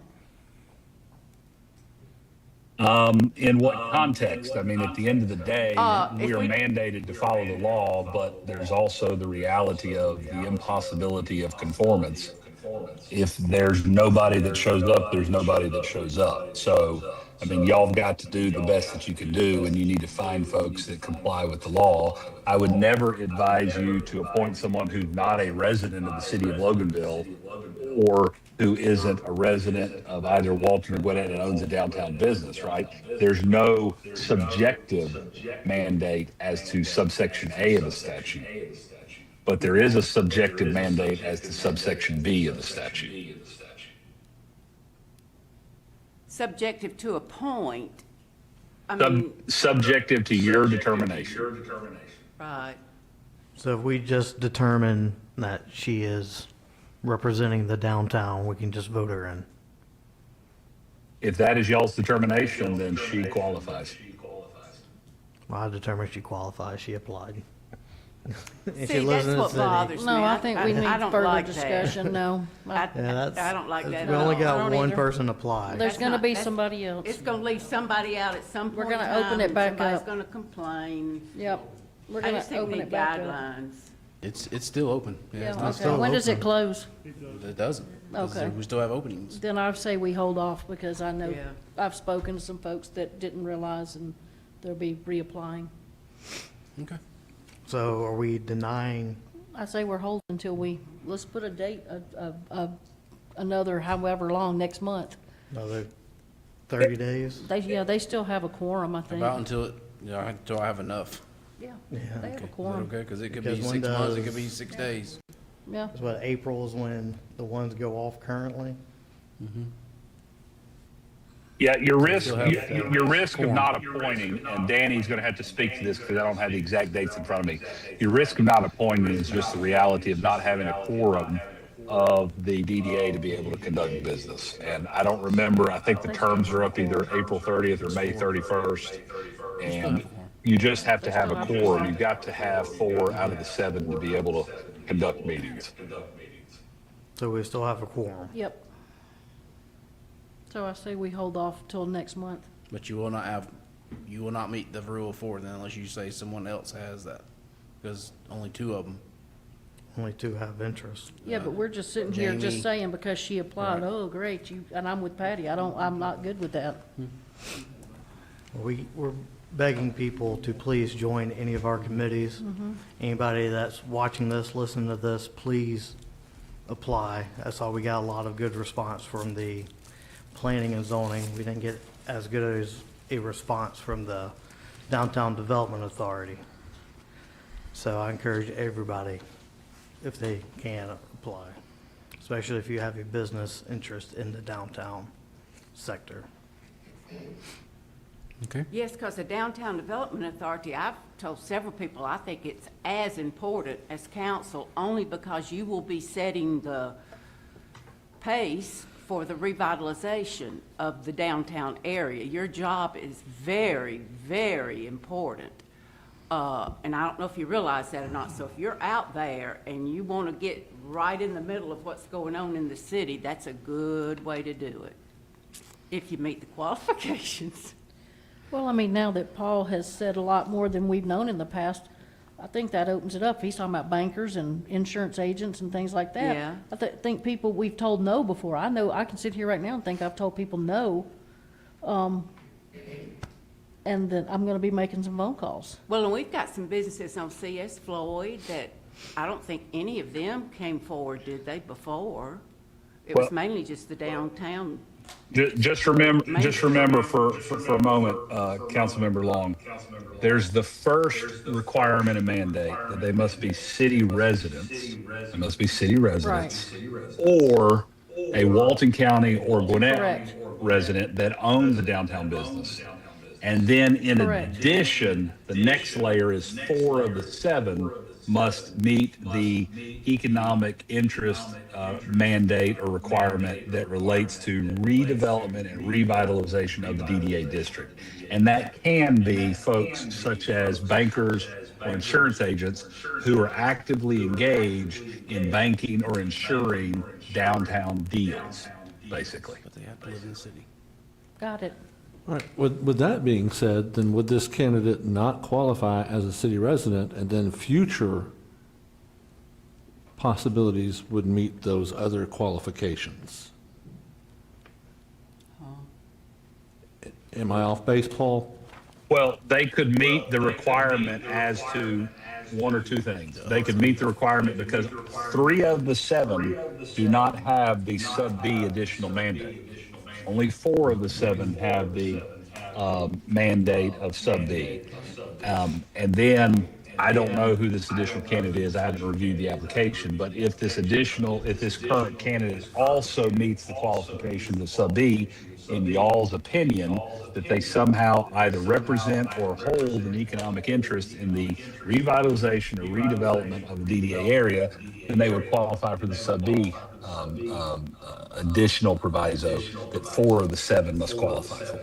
But if the problem y'all have is the quorum, and even if you appointed this current pending individual, who I don't know who it is, you still have another open, right? There's still another seat that is unfilled at this moment in time, because at the last posting, or I guess the current posting, excuse me, the most recent posting, 2 folks applied. 1 of them did not qualify under subsection A, and then you have this person who qualifies under subsection A, and if y'all determine that she qualifies under subsection B, then she does. I don't know any of her qualifications.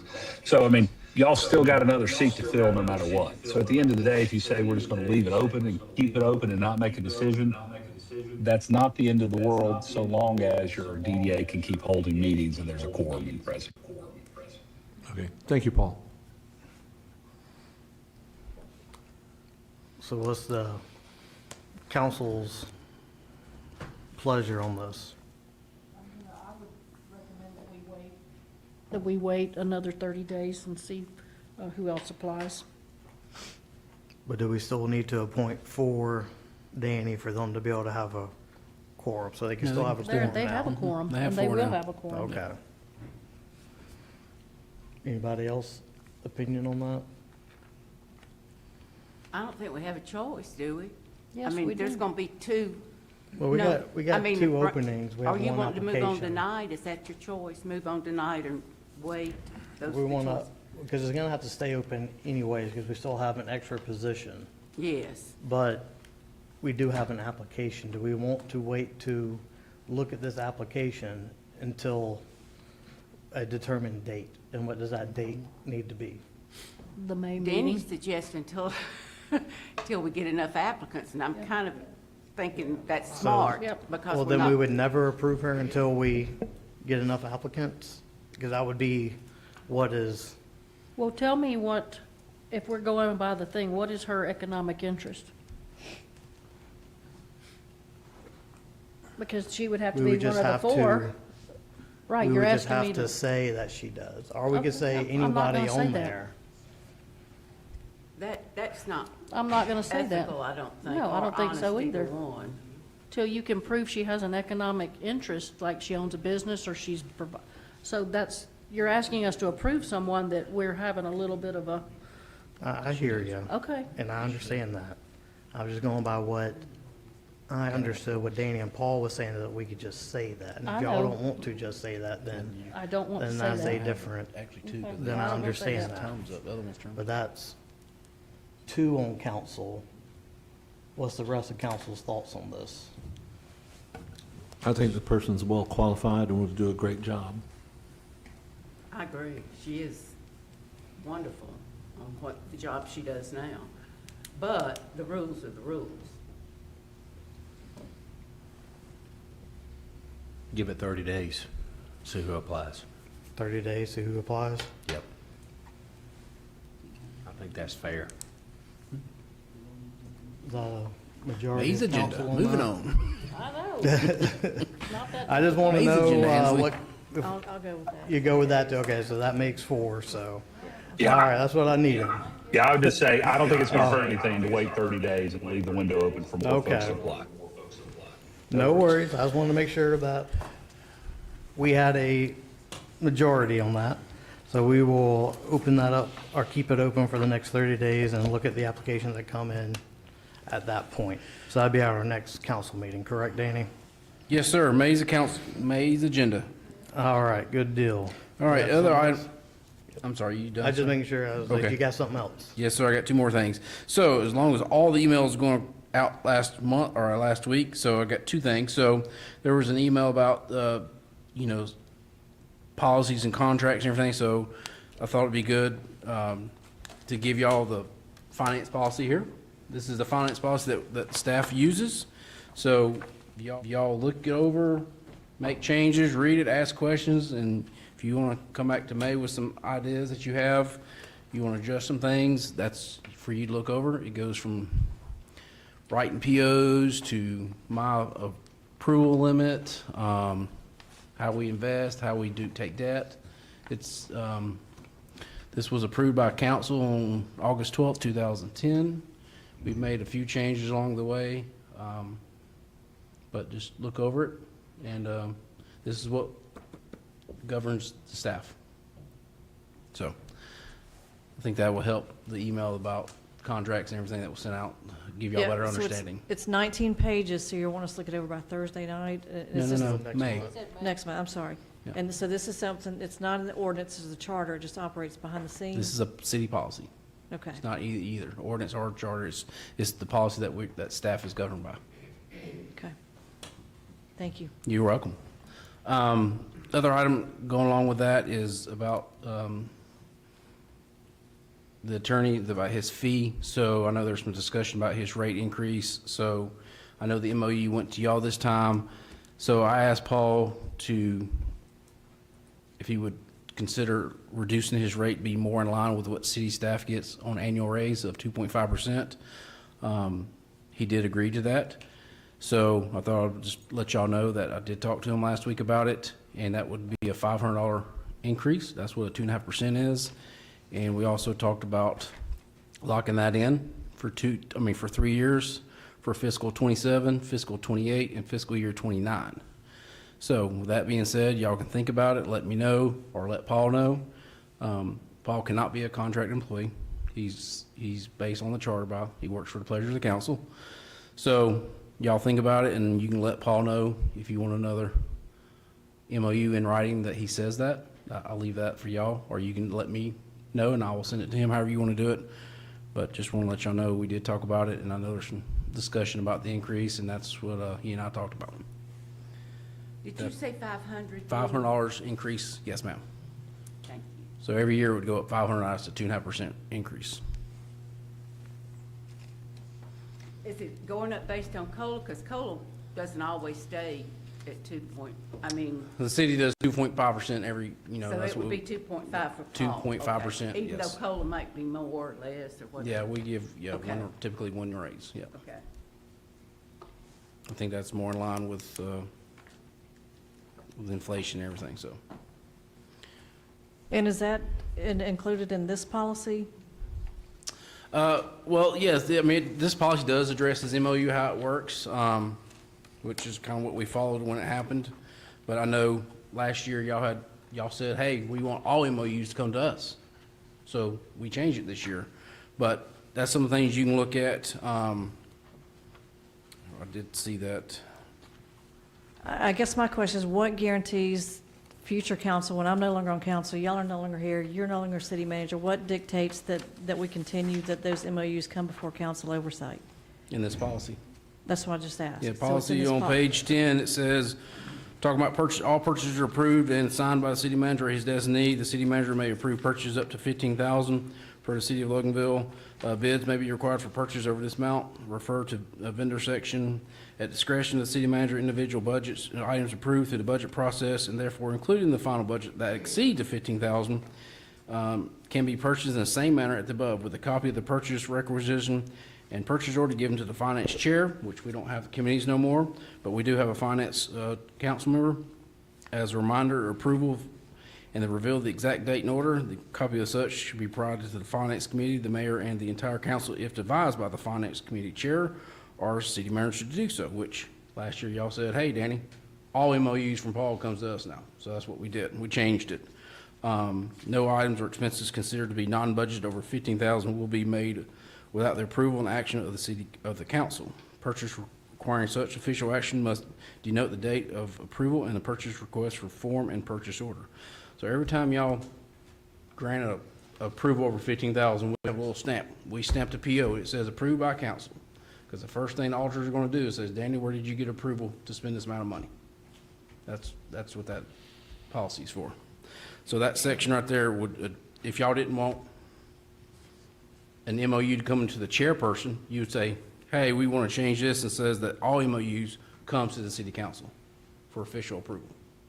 That would be a section you would want to change if that's what you want to do. I know I kind of read that fast, but I've never heard you talk so fast in my life, but I'm gonna have to digest this.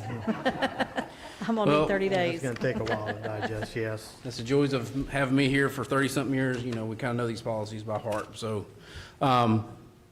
look over that. And the And May I is only appreciate it, at Danny, y'all's but- request. But sharing that with us just helps me to understand the process. Right. So when y'all put these big invoices in front of me, Mhm. it helped. I wish I'd have known, I wish I'd have had the copy of this before.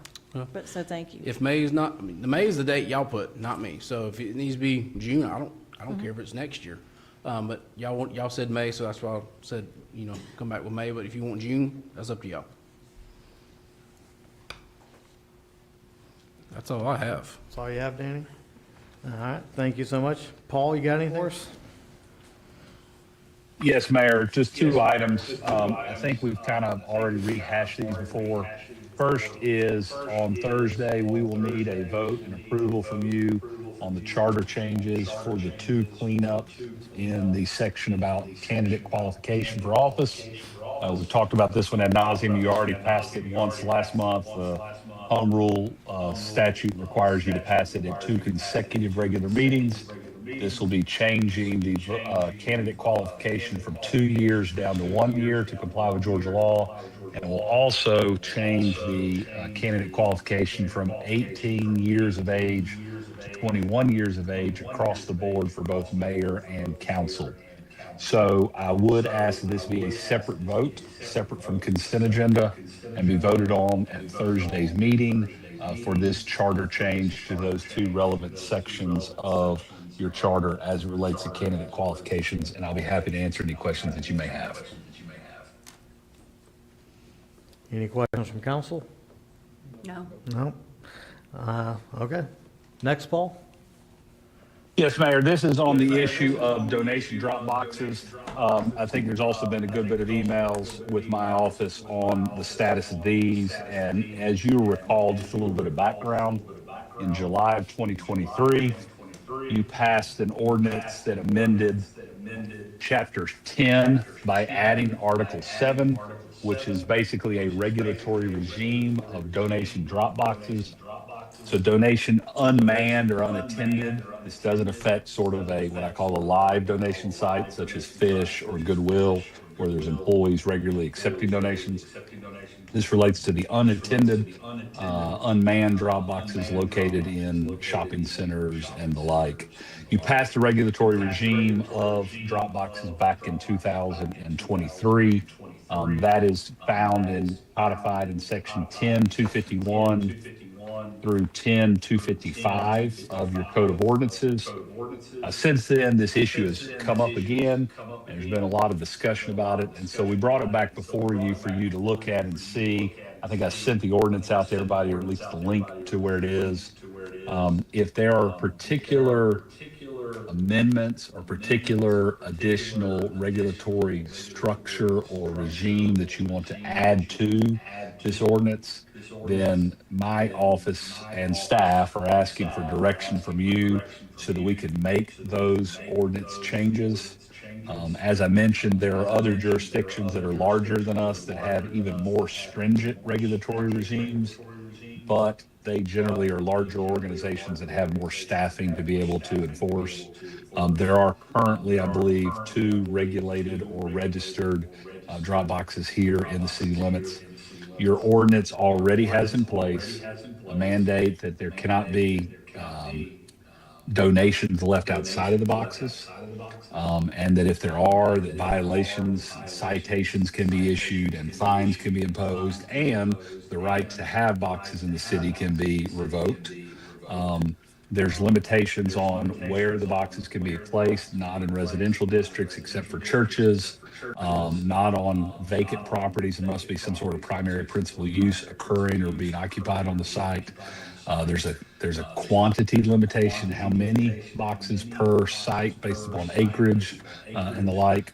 So 10.251 to 10.255 is your current drop box regulatory regime.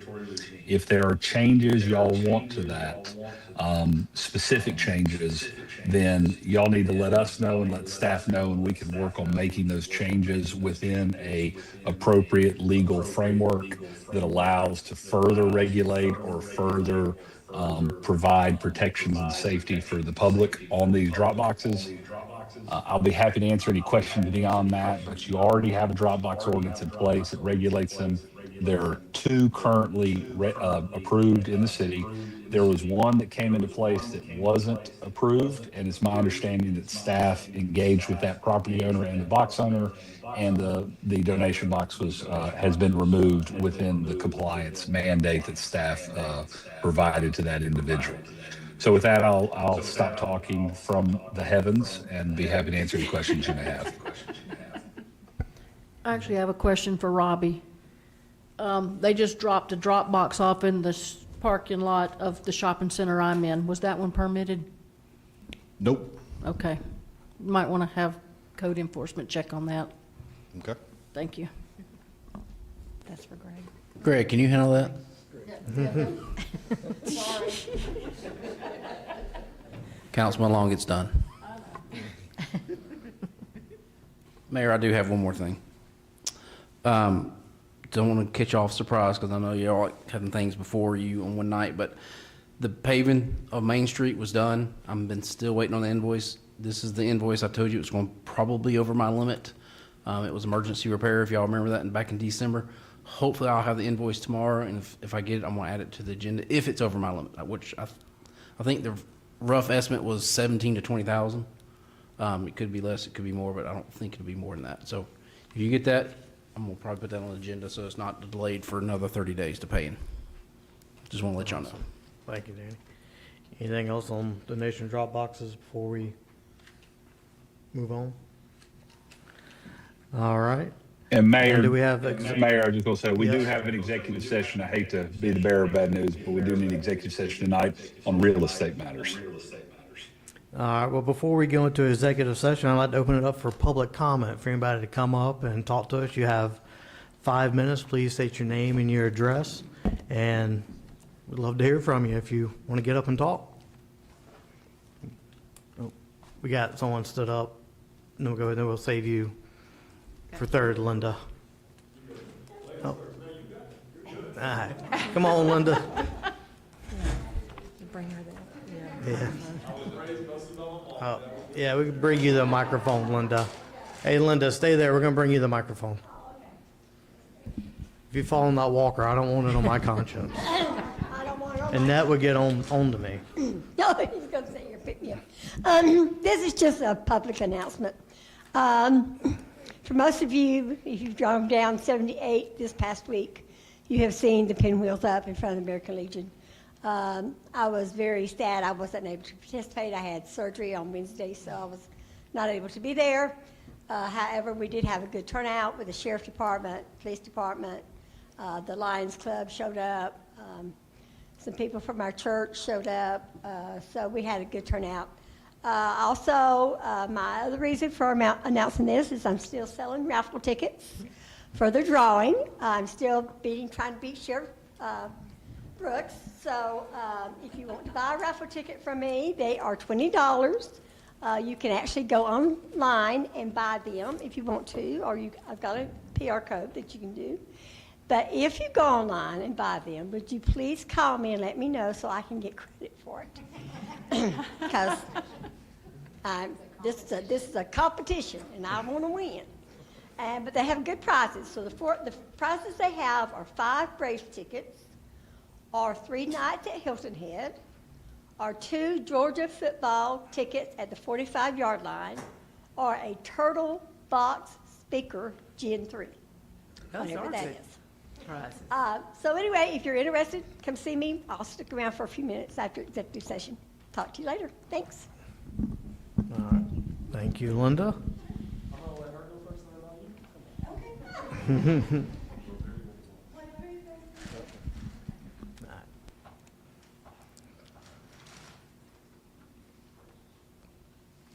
Hello, everyone. My name is Taylor Polidor Williams, and I'm an actress and filmmaker here in Georgia. And I'm gearing up to shoot a short film that I'm executive producing and writing called The Best Day Ever. It's inspired by my mom's childhood growing up in the 70s. It's a family story rooted in love. It's intimate. It's really cinematic, though, and I think we can do something very visually rich. And I am here on behalf of my team because we're hoping to film for a couple hours at the fair that's coming here to Loganville in May. I've been in conversation with Chrissy Peters here in the city and also in conversation with the organizers at Midway, but we wanted to come and make a formal request with you all to hopefully get you guys support to include our location at the fair. We have a small but very mighty filming crew, experienced, professional. It's a 3-person cast, just me and 2 little kids.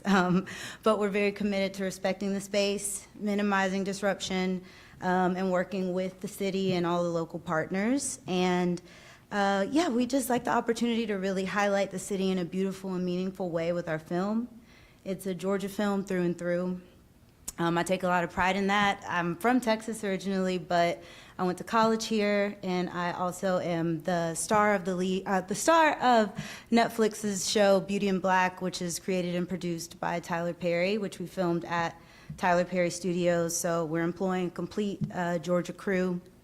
And we're hoping that if we are granted the opportunity to cast a Loganville local as our park attendant for a cameo, and we hope to patronize any local vendors for meals for the cast and crew for our time here.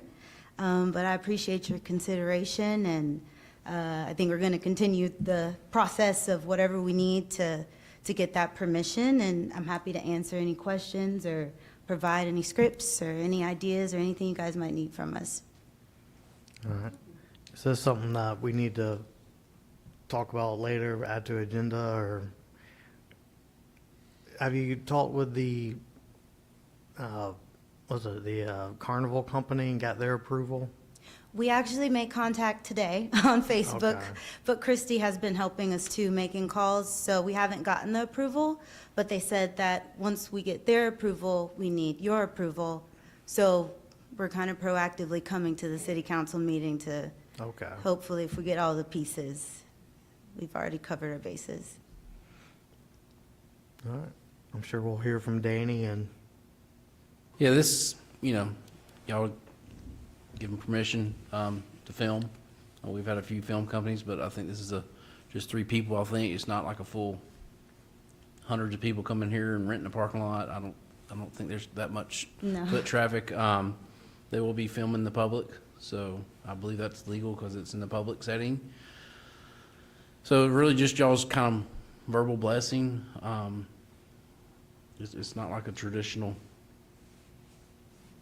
Apple production we've had here before, so it's kind of a new chartered territory for us.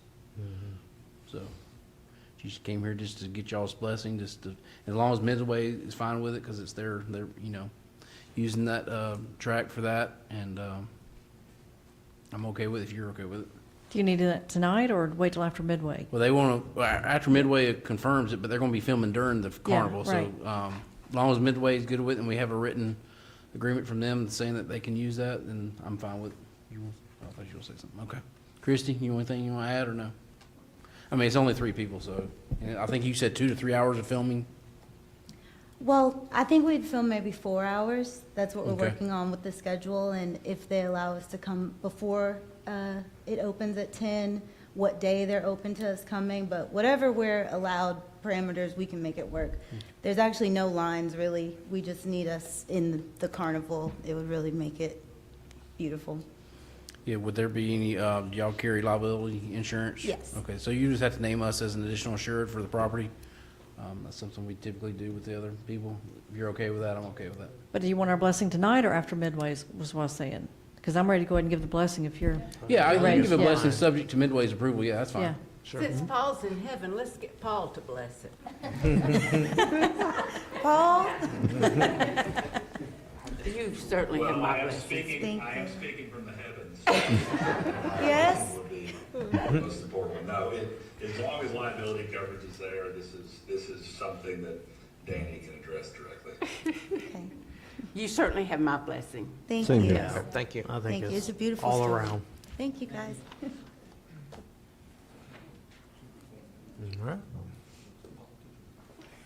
That was awesome. She has my blessing. But as for what it's worth. Okay, real quick. It says state your address. Do you want my address, like my residential address, or the address of which I'm talking about? Personal address? It's 2511 Shockley Road, Monroe, Georgia, 30656. Connor Moore. Okay. Good evening, Mayor, council members, city attorney, and members of this community. My name is Connor Moore, and I stand here tonight on behalf of a school that has faithfully served Loganville for the past 27 years. For nearly 3 decades, Trinity Prep School has invested in this city's families, children, and future. We have worked to build young men and women of discipline, character, and purpose. So tonight, I need to ask a very direct question. When did the interest of convenience and revenue begin to outweigh the interest of children and community trust? Before the BP gas station was ever built, we were clearly told by the city that this property would not meet the required guidelines for alcohol sales, regardless of where the building was placed. Those were the city's words. Then the building goes up, and suddenly beer and wine are being advertised. So naturally, we asked what changed. And instead of a clear answer, we were told that the city now uses a different interpretation and a different measuring standard. Let me be clear. This is not simply a disagreement over feet and inches. This is about credibility. A school that has been here for 27 years, serving Loganville's families, was never informed of any meeting, discussion, ordinance interpretation, or policy shift that directly affects our students and our campus. How does the city make a decision with direct impact on a school and never notify the school? How does something this significant happen without the voices of parents, faculty, and community stakeholders being present? That is not transparency. That is not partnership. And it certainly does not reflect a city that claims to be for its community. Our students are not abstract talking points. They are children walking these grounds every day. They are teenagers learning how to navigate temptation, peer pressure, and the choices that shape their future. To place alcohol sales immediately adjacent to a school and then tell the community after the fact that the rules were reinterpreted is deeply troubling. The question tonight is simple. Who was this decision truly made for? Because from where we stand, it does not appear that it was made for the students, the families, or the institutions that have faithfully served the city for decades. A community is judged not by what it says in meetings, but by what it protects. Tonight, we are asking this council to explain why a school that has stood with Loganville for 27 years was left out of a decision that so directly affects its students. This city should be guarding or building guardrails for the next generation, not moving them. Thank you. Thank you. Thank you. Thank you. Paul or Danny, y'all want to say anything about the alcohol ordinance change? Because we changed it how long ago now? I have to go back and look, but yeah, it was, ordinance was discussed. It was done, I think, 2 readings. was advertised It was done for properly. several business owners' requests to change the distance requirements.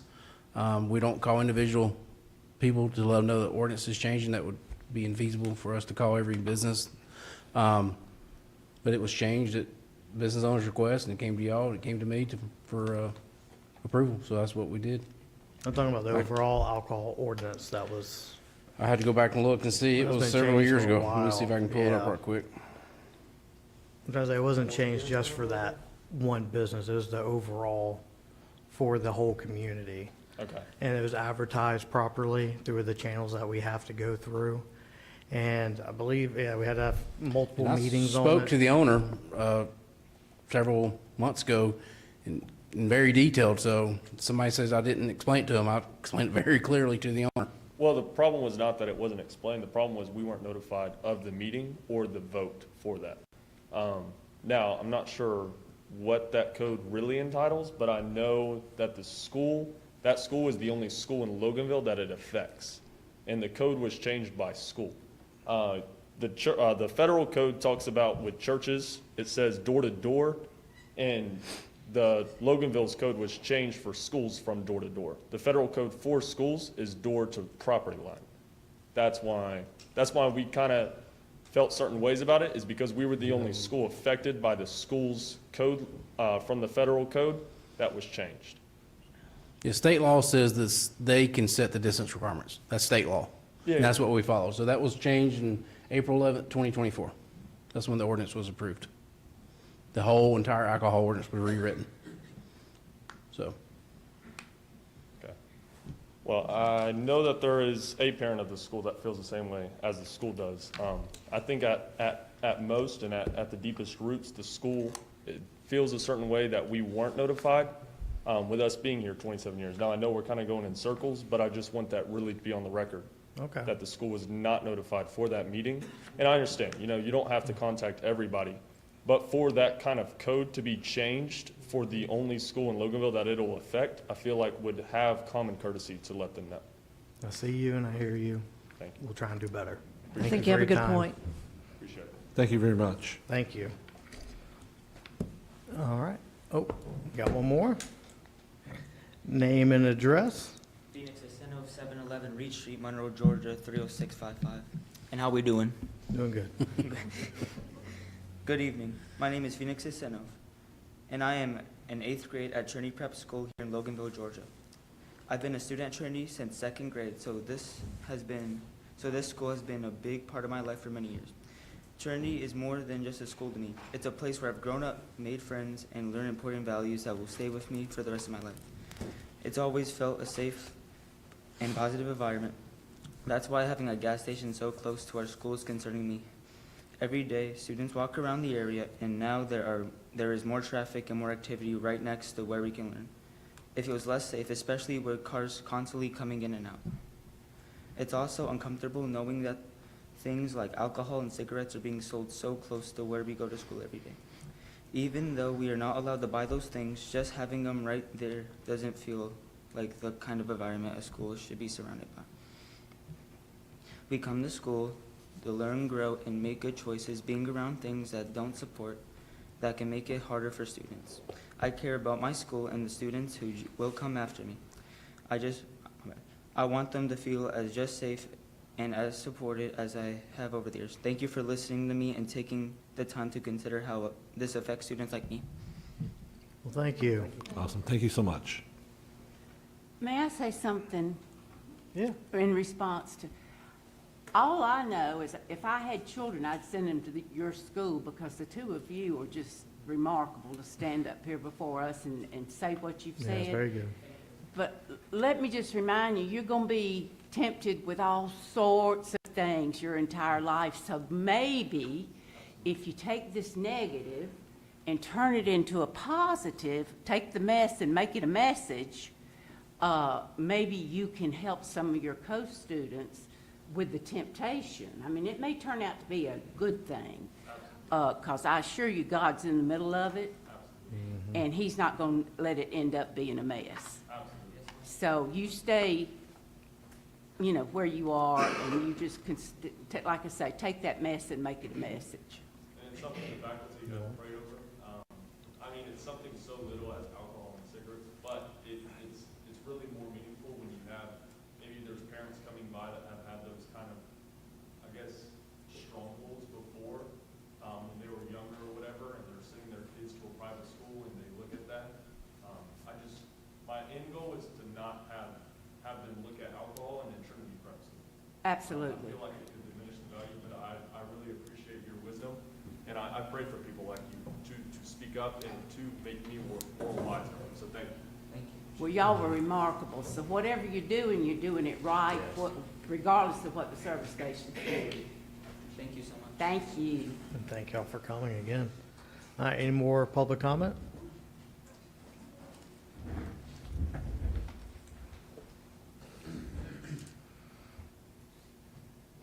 Ron Moore, 912 Edgewater Drive. That's in the Lake Hodges subdivision off Old Zion Cemetery. My concern is the traffic and the congestion at 78 and Lee Bird and Old Zion, especially with the new development there with the Whataburger and whatever businesses are going to come in there, with the only exit being onto Lee Bird. Getting out of Old Zion onto Lee Bird has become a real challenge. Every day it gets worse. There have been numerous accidents there. I mean, you kind of close your eyes and take your best shot whenever an opening comes up today.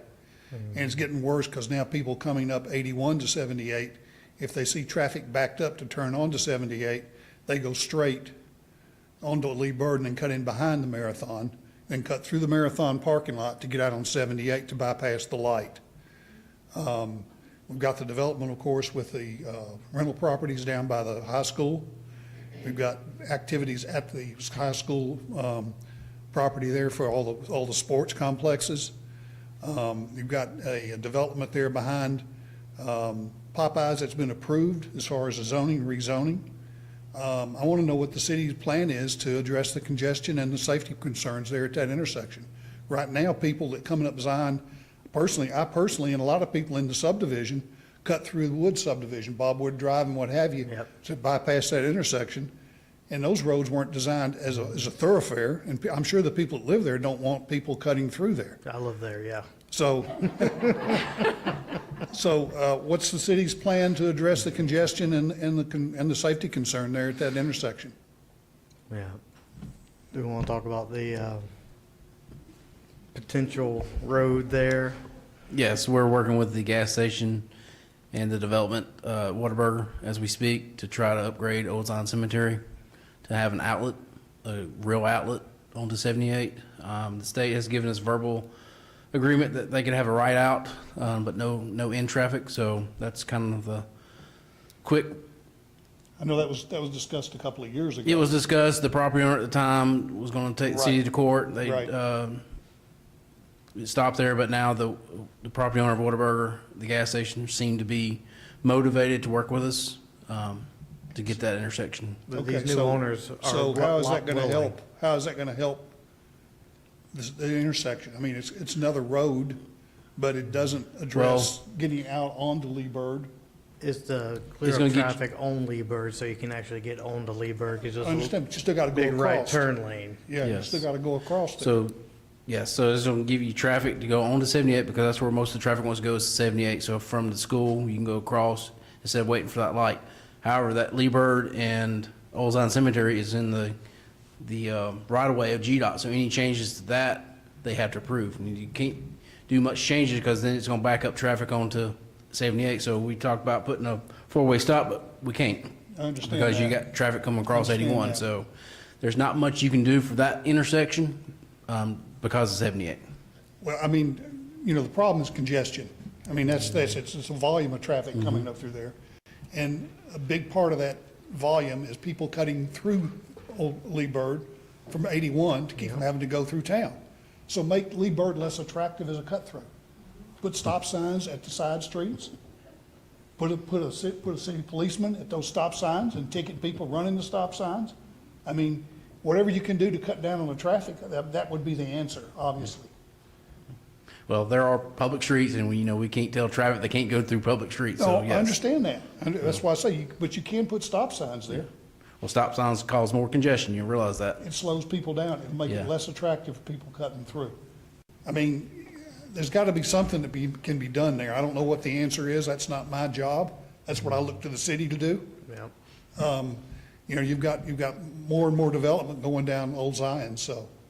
And you've got kids coming out of school there. I mean, I see a lot of kids. I've seen remnants of cars from kids that come out of the high school there at that intersection with pieces of their cars in the ditch. The AT&T box there, they finally had to completely take it out and put a new one in because it had been Like every beat up couple a half a years, dozen somebody times. runs into that, yeah. So again, there's something needs to be done there. It is a safety concern besides the inconvenience. And I don't like cutting through Bobwood Drive and what have you over there because the Everybody streets. else does. Huh?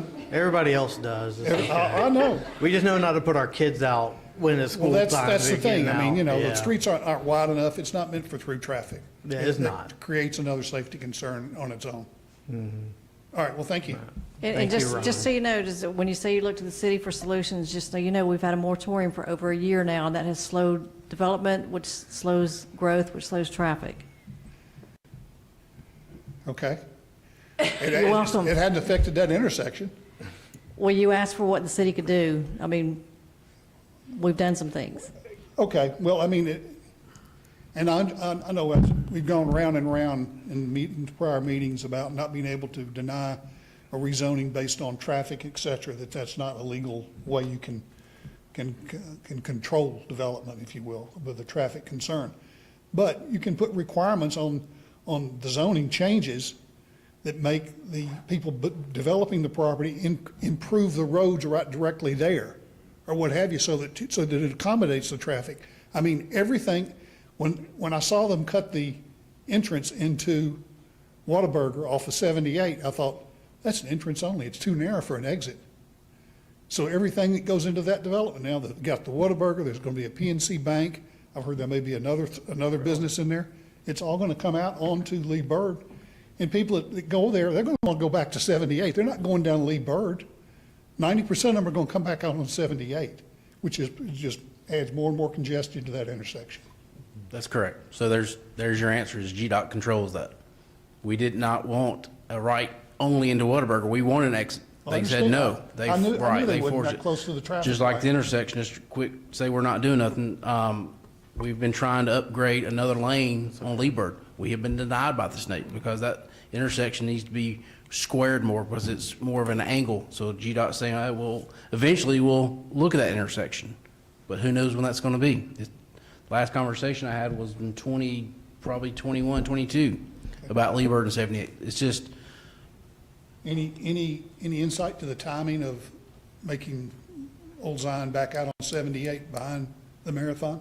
yeah, that's what I said. We're Yeah, working with we're them working as on we that right speak. now. Next year, 5 years from now? Well, hopefully this year. Yeah, Okay. we've been working pretty heavily on it. Okay. To get that moving forward. Okay, but so there won't be any change, there won't be a stop sign on Lee Bird at Old Zion. So Lee Bird will still have the right of way, and that's GDOT required, I guess? Yes. Okay, It could be a three-way, but we don't know yet. yeah. So again, I don't know how much benefit that's gonna be without, Well, it's going to give benefit to get on the 78 from Old Zion. They're going to go across Lee Bird, go right on the 78. Right. That's a little bit of relief. That's Right. what we're working on. That's a quick people are solution. doing that now. Yes, but And people are doing that now, cutting Yeah. through the marathon parking lot. the or- businesses for Whataburger won't go to Lee Bird. They'll come out at that gas station. Come out there. So they can get No out right extension, on correct. 78, pretty much. Yeah, well, because if the road is wide and if there's another lane there, if the lane is a third lane there, turn right onto the Old Zion extension. Yes, it'll go out on the 78, correct. Now that we got those new owners willing to work with the city, it's possible to get that done, but that's been a plan for a very long time for the city. New owners are making that happen. Okay. So, All right, well, thank you. thank you, Ron. Thank you. All right. Oh, I had one more. Oh, I'm so sorry. No, you're good. Hi. Good evening. My name is Jennifer Senova. I live at 711 Reed Street in Monroe. I know it's kind of wonky because we had a gentleman go in between of us talking about this issue with the gas station, but I feel like there's powers in numbers, and if we don't speak up, then we kind of lose our voice in matters. So I just want to give you a different perspective from a parent. You've heard from a student, you've heard from a faculty member. So I do appreciate your time and effort tonight. I know it's late, and consideration that you give to decisions in the community. It means a lot, and I appreciate your time of service and the impact you have. So as a parent standing before you, I'm speaking on behalf of not only my own child, who you just had the pleasure of hearing a few minutes ago, my courageous, brave 14-year-old, but many families who deeply care about the environment surrounding our school, Trinity Prep. The recent placement of a gas station in such close proximity to our school raises several concerns that I believe deserve thoughtful consideration and attention. First and foremost is student safety. As a parent, that's my major concern, dropping my kid off at school.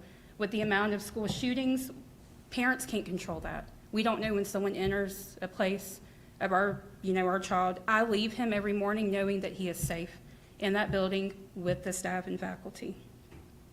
Increased traffic in and out of that gas station creates additional risk for children who do change classes. There's 2 separate buildings on campus with our high schoolers and our middle schoolers. Our younger kids switch over to that gymnasium for art class and things like that. With more vehicles entering and exiting the area, the potential for accidents naturally increases with our student drivers as well. There's also concern about exposure. While we understand that these products are legally sold, and there's nothing that we can do about that, the visibility and accessibility of alcohol and tobacco so close to a school can normalize these behaviors to young, impressionable students that we have.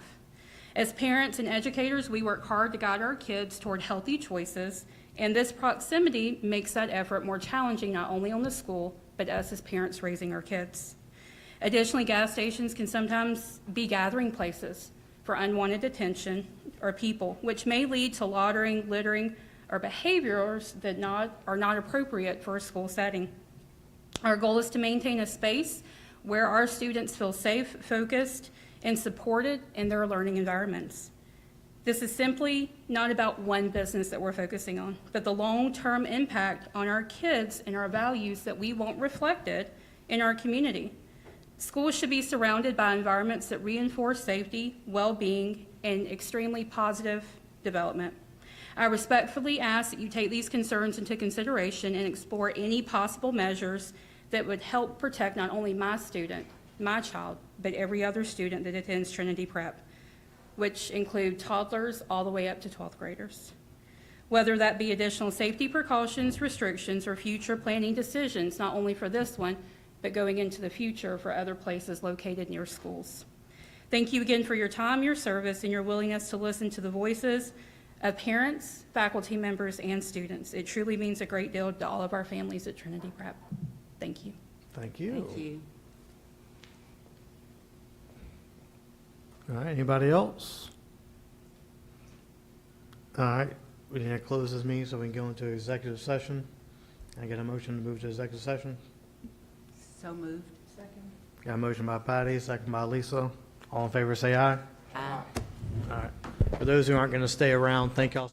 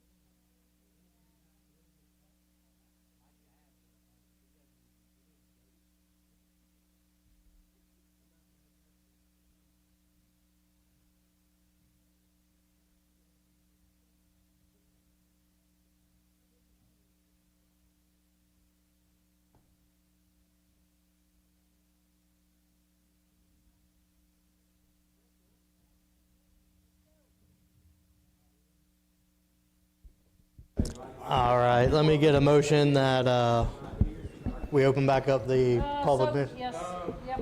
All right, we got a motion by Melanie, second by Keith. Can I get a motion for adjournment? Motion. We got a motion by everybody. Pick who you want, Ansley. All right. All in favor, say aye. Aye.